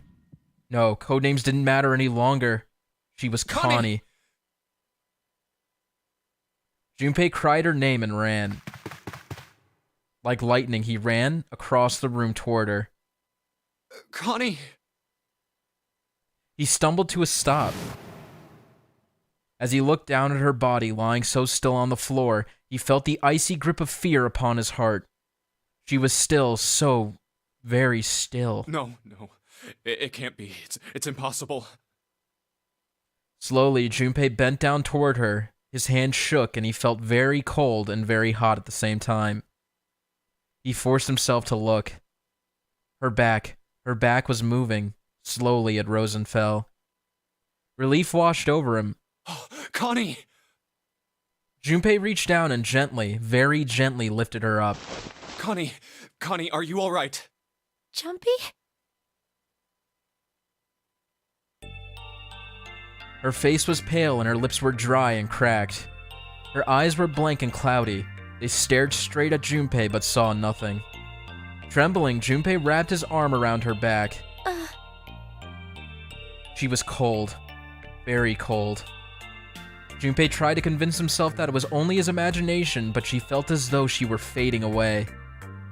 He could feel his heart pounding frantically in his chest. Oh man. Connie, what the hell happened to you? You feel... Jumpy, I'm sorry. Her voice was very faint. I might not make it. No way. I am going to let you die. I am going to save you. I promise. This is way too familiar, and I hate it, and I don't want it to happen, and I hate it, and I don't want it to happen. It looks too familiar. Don't like it. I don't. Well, mind you, this is very reminiscent to the sub ending, like submarine ending. Yep. And that's optional. So people could have missed that ending. This is kind of similar. Not that it's going to end the same way, but it's just, okay. You might talk about the same stuff. For everything. I was really happy to see you again, Jumpy. Really happy. Oh, don't give me that I was crap. You're gonna see me again lots more times. You've just gotta hang on, all right, Connie? Jumpy, did you know you meant a lot to me when we were kids? I've liked you for a long time, Junpei. Can I have a break? Can I, like, not be sad for a fucking You gotta minute? cry. You gotta keep crying, Nadgey. Soup, I think it's safe to say yes to that question. In both the knife ending and the sum ending, Ace was the killer. Sorry. He could feel a piercing point of heat deep in his heart, like a white-hot flame. He looked down at Akane.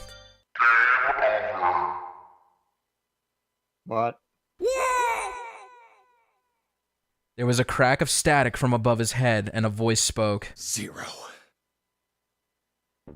You son of a bitch! Where are you hiding? Junpei frantically scanned the ceiling for the source of the voice. The knife ending was the first one we got, Boob. We go searching for Clover, we go to the bottom deck, find Lotus's body, and then we get stabbed. It's a pretty uneventful ending. What the hell are you talking about?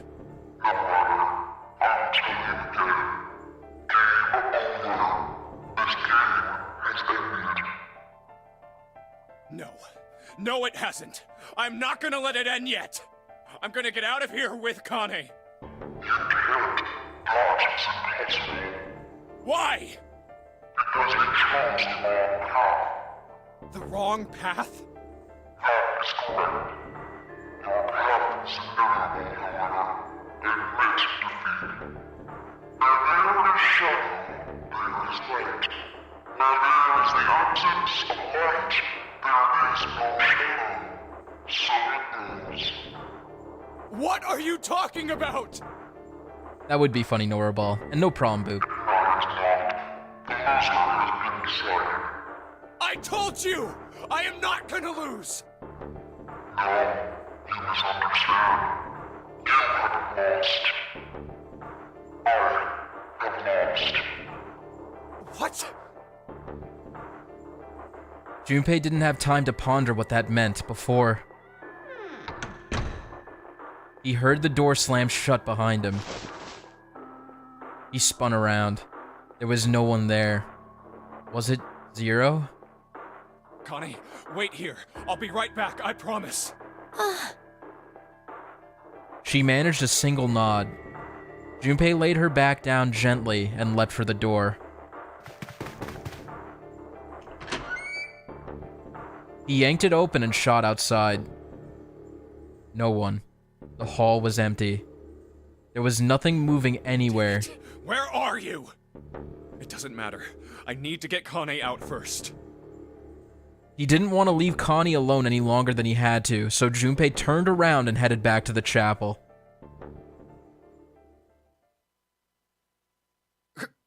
Connie! My cat! She wasn't there. She wasn't anywhere. She'd been lying there on the floor just moments before, and now she was gone. Oh God.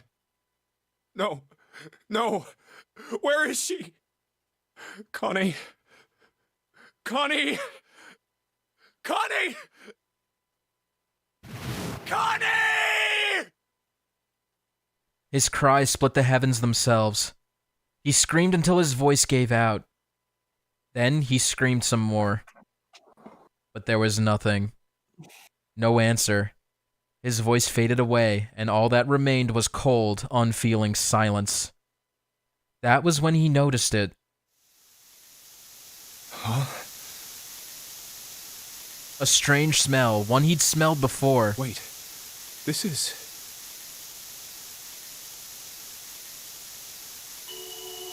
white smoke. 9 seconds later, Junpei's mind winked out. Hey!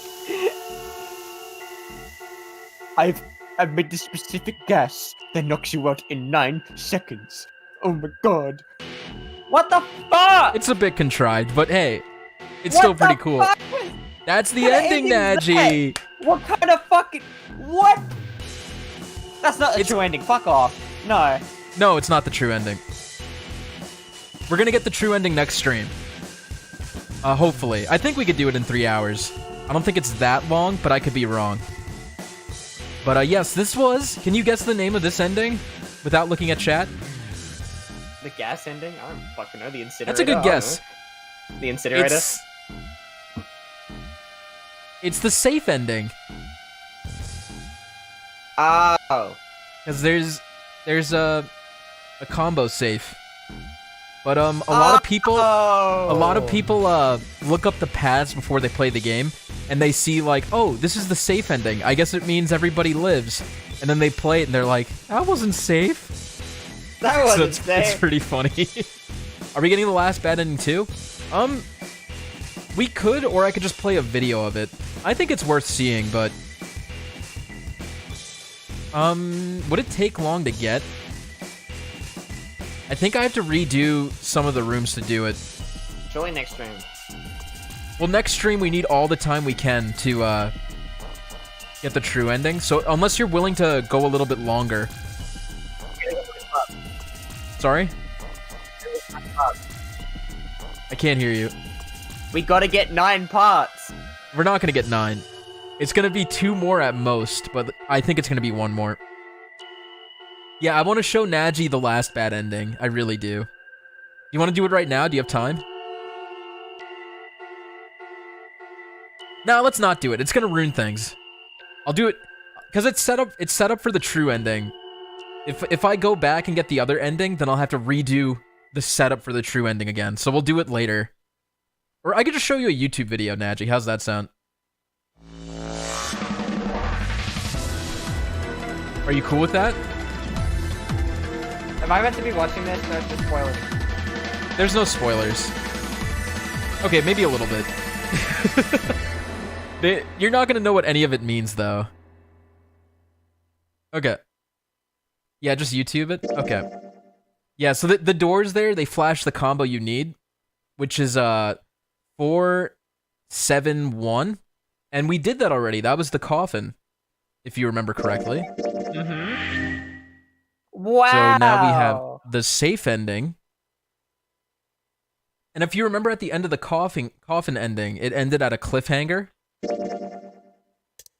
And it was like, oh shit, like we can't open this. Guess what?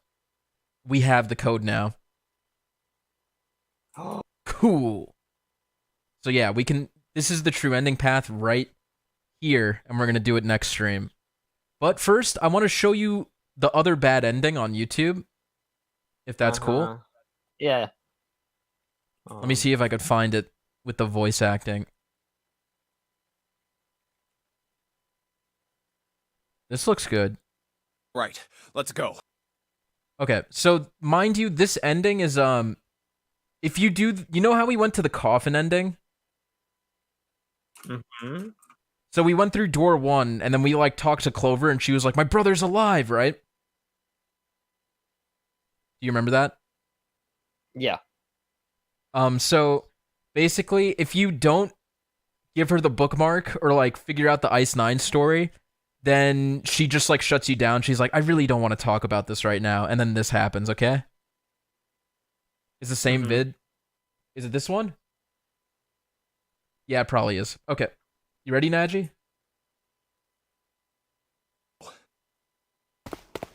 That's the next door. Right, let's go. Can you see that? That's the next door. Wait, a piece of paper. This is... Wait a minute, what? Map of the ship's interior for ADEC. Wait, what? Where's this at? Let me do this a bit more. This is after door 1. I'm gonna do a, so people could see your face. Huh.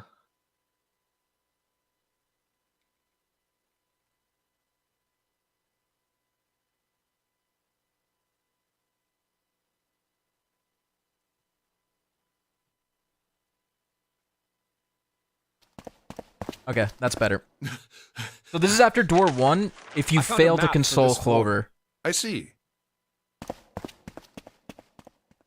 Well, that was anticlimactic. I should keep this, though. Hey, where's Clover? Damn it, what the hell is she up to? Clover! Huh? What the hell are you doing? Nothing. What do you mean, nothing? What the hell is that? All this! You've got something in your pocket. Yeah. What is it? Oh, this? This is... I wonder... What the hell? Come on, we gotta hurry. Huh? Clover, what's that on your back? A stick? Hey, Clover! What the hell's that thing on your back? Did you hear that pop? What the hell was that? Is she ignoring me? For That was crying out loud.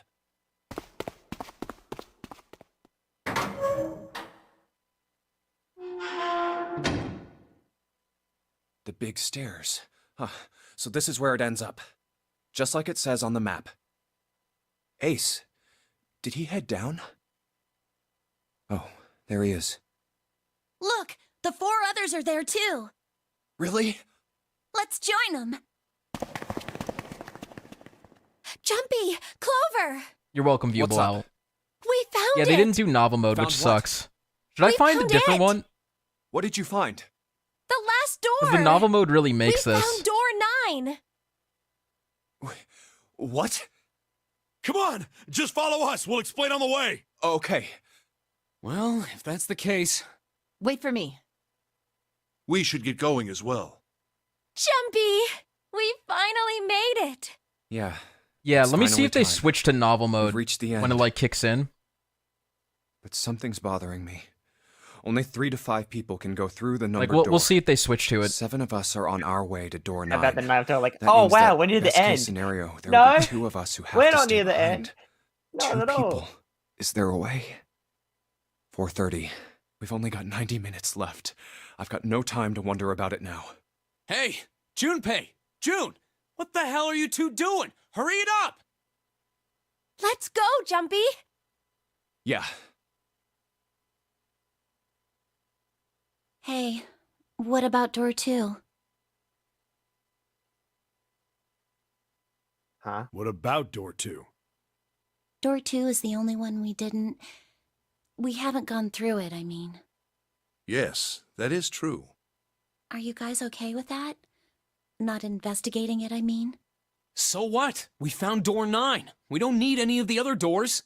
What's the point? Huh? What's the point in going to door 9? We can't all go through it, right? Hmm. Then we should do what we have to do before we go any further. It's like a jigsaw puzzle. The best way to finish it quickly is to do the border pieces first. You know? Or what? You think all 7 of us should go to door 9? And then we argue over who stays behind and who gets to go? Do we really want to do that again? Who knows? If we check out door 2, maybe we'll find something. Maybe we can find a way to get all of us out. Huh.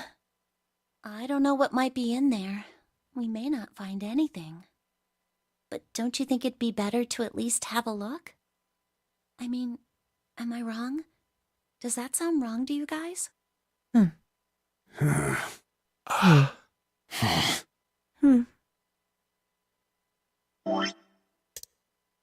Oh, Yeah, you do have a point. what is this guy doing? The last time I checked the clock, it was 4:30. It's not like we've got a lot of time. putting it but on if we're auto. quick about it, we might have time to take a look. What the hell, man? You're right. Let's go take a look at door 2.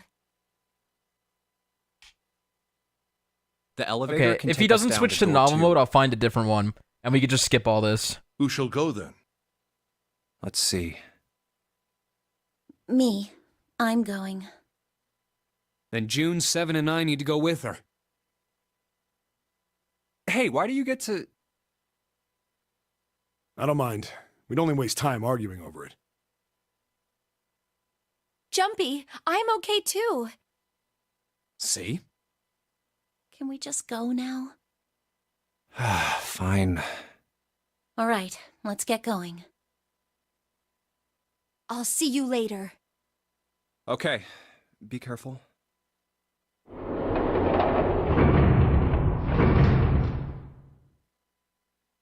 Maybe flames. Lotus, would you be so kind as to go with me? Go with you? Well, I didn't think people still talked that way outside of the 1950s. Well, I'm a mother. Would that be a problem for you? That wasn't what I meant to... I was hoping you would come with me. Great, thank you, DTM. Seriously, though, I was kidding. So, where was it you wanted to take me? There's something I wanted to show you. Hey man, what the hell? I'm not important enough? Well, it's not like that. Once I've shown Lotus, I'll show you. Really? Of course. Fine, do whatever you want. Thanks, Junpei. Are you coming, Lotus? Fine. Doesn't look like they're going to be back anytime soon. I might as well go and see whatever it is you think is so important. Thank you. Well then, shall we go?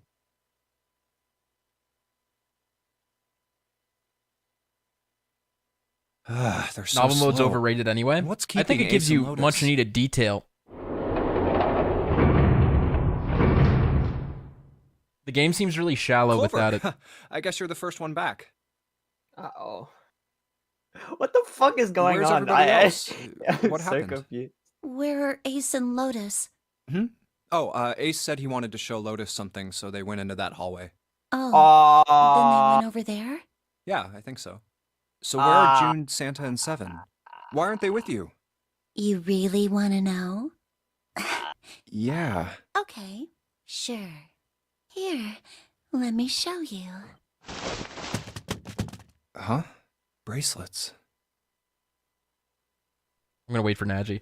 I didn't update the overlay because this is a YouTube video. You good? What's up? Yeah, we're good. I need to watch this. No, I'm I'm watching this for your reaction, okay? Yeah, I know. I'm sorry. It's okay. Oh my god. Oh, holy shit. No. No way. No way. This What the This has gotta be fuck? some kind of joke. This can't be real. What? 3, 7, 6. Lastly, let us discuss how to remove the bracelets. There are only 2 ways to do so. I think they said he switches to novel mode. From this ship. 2, more hotly, which is 0.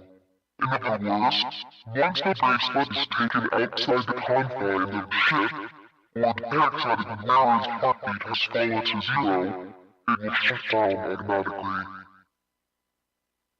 But why? Revenge for my brother. I see He was that. forced Does it into not door switch? 3 and murdered. You need at No, it least switches. 3 It people switches. to open a door. Who were the 2 that opened that door with him?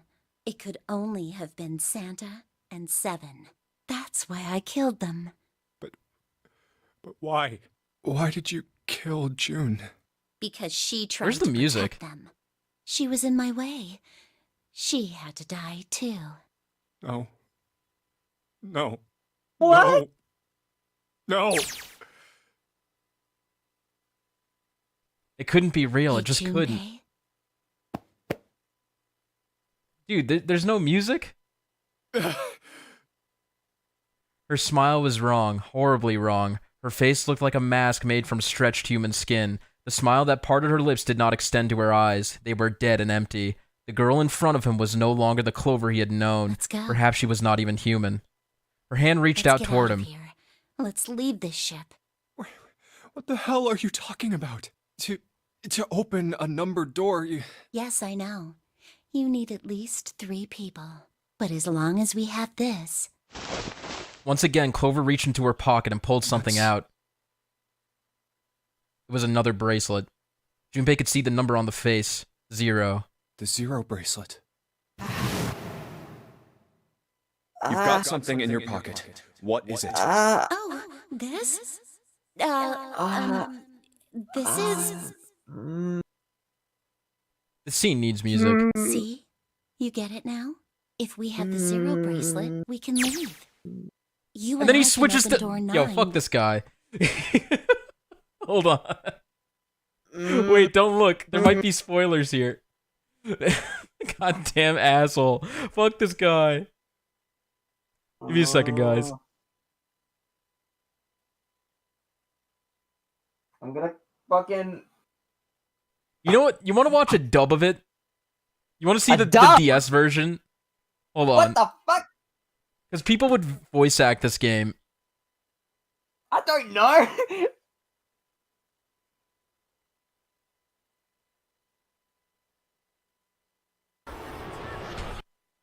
3 metal ring.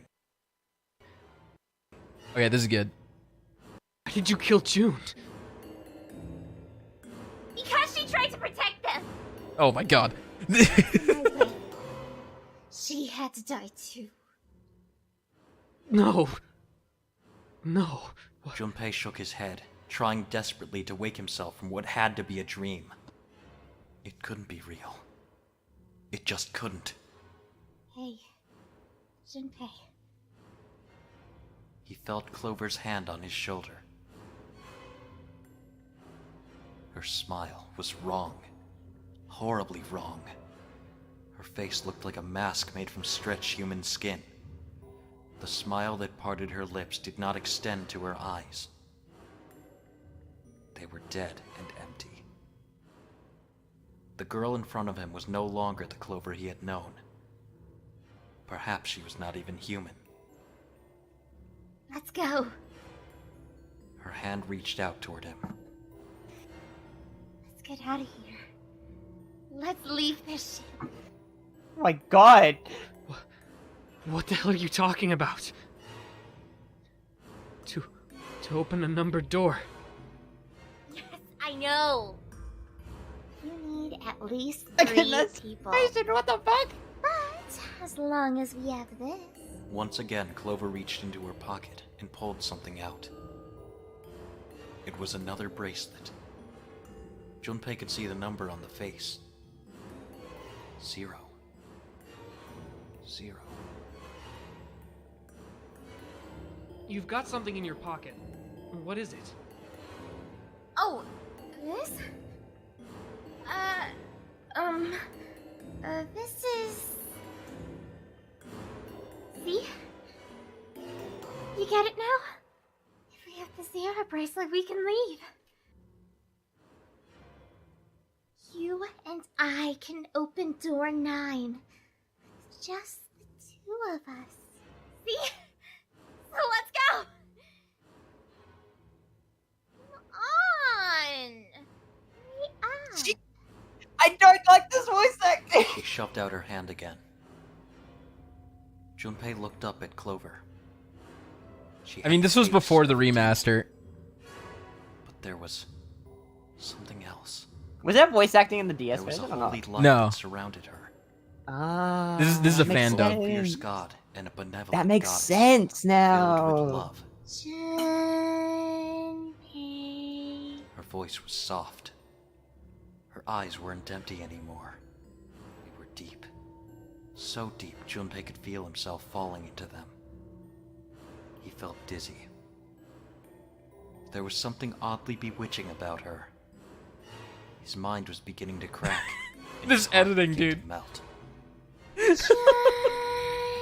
Junpei. The hand she was offering him. It looked so Yeah, the soft, panning's great. so inviting. Junpei reached out with his own trembling hand and closed it over hers. The laugh's good. Oh. Never mind. I don't know where the fuck she got an axe from. Oh wait, never mind. The pirate dude. That's right. Okay, well he's dead. Junpei writhed in agony. He shuddered and twitched, his body spasming as he went into shock. He screamed until his throat was torn and bloody, then screamed more. His cries echoed across the room. Eventually, his movement slowed, then faded. There was no more strength left in Junpei. He could feel his body begin to go numb. He no longer felt pain. He no longer felt anything. Whatever Junpei had been was gone. Motherfucker was dead. The last remnants of his mind began to fade. Oh, this ending's kind of Even as fucked his up. vision faded to nothing. Dude, it creeped the hell out of me, dude. Thanks, Junpei. I thought you wanted to escape with me, you fucker. Her smile was cold. Didn't you just cut her What his was arm? left of Junpei's conscious mind drifted Yeah, away. he cut off his arm. All that was Ugh. left was a twisted, broken corpse.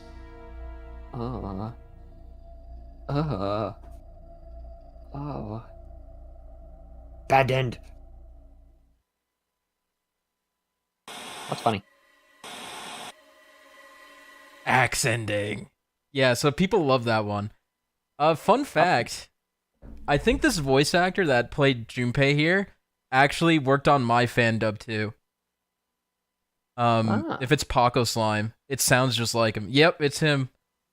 Look at him go. I'll show you. Skag Squad. This was my fan dub that I did, and I had Paco Slime, and he did a great job. But, it's cool that I didn't even know he did that. That's cool. Okay, guys. I hope you enjoyed the pseudo axe ending. That was a great video. But thanks for joining us. Is that the where's the X ending at? Where's that one? It's on. Can I control the game? It's this way. So you see, if we didn't console Clover with the bookmark, then she would have just killed everybody. But because we did, the true ending. What the fuck? True ending's here in the coffin. We're gonna go beyond this. Yeah, so we'll do that next stream. But thanks for joining us, guys. I really appreciate it. Nadgey, I hope you're excited for the true ending next week. Yep. That's great. Reminder, guys, Friday I'm starting Birthright with Bopper at 9 p.m. You better Eastern use Standard Time. Holy Shots, I'm gonna kill you. She's joining Chapter 16. So until then, we'll see. There's a character popularity vote on my community tab if you guys want to vote for who's being used. What's the iOS only ending? It's called the syringe ending. If you go into door 3 on the iOS version, which is this one that we didn't do, Clover holds a grudge against you, and then she injects you with syringe. She injects you with a syringe, and it knocks you out, and you drown in a puddle. It's really sad. Yeah, but that's iOS exclusive. Not that much more. Anyway. That's fucking dark. Hope you enjoyed it, guys, and we'll see you next week, or on Friday if you show up to that. PogChamp. PogChamp. Anything you want to say, Nadgey? Just, I don't know. Am I able to plug, I guess? I don't know. Go ahead. Subscribe to my YouTube channel, I guess. Help me get to 10K again. But Nadgey for 10K Pog. Nadgey for 10K Pog. Alright. Well, thank you, guys. Yeah, it is pathetic, the syringe ending. We'll see you next time. Bye-bye. Speedy Hawk out.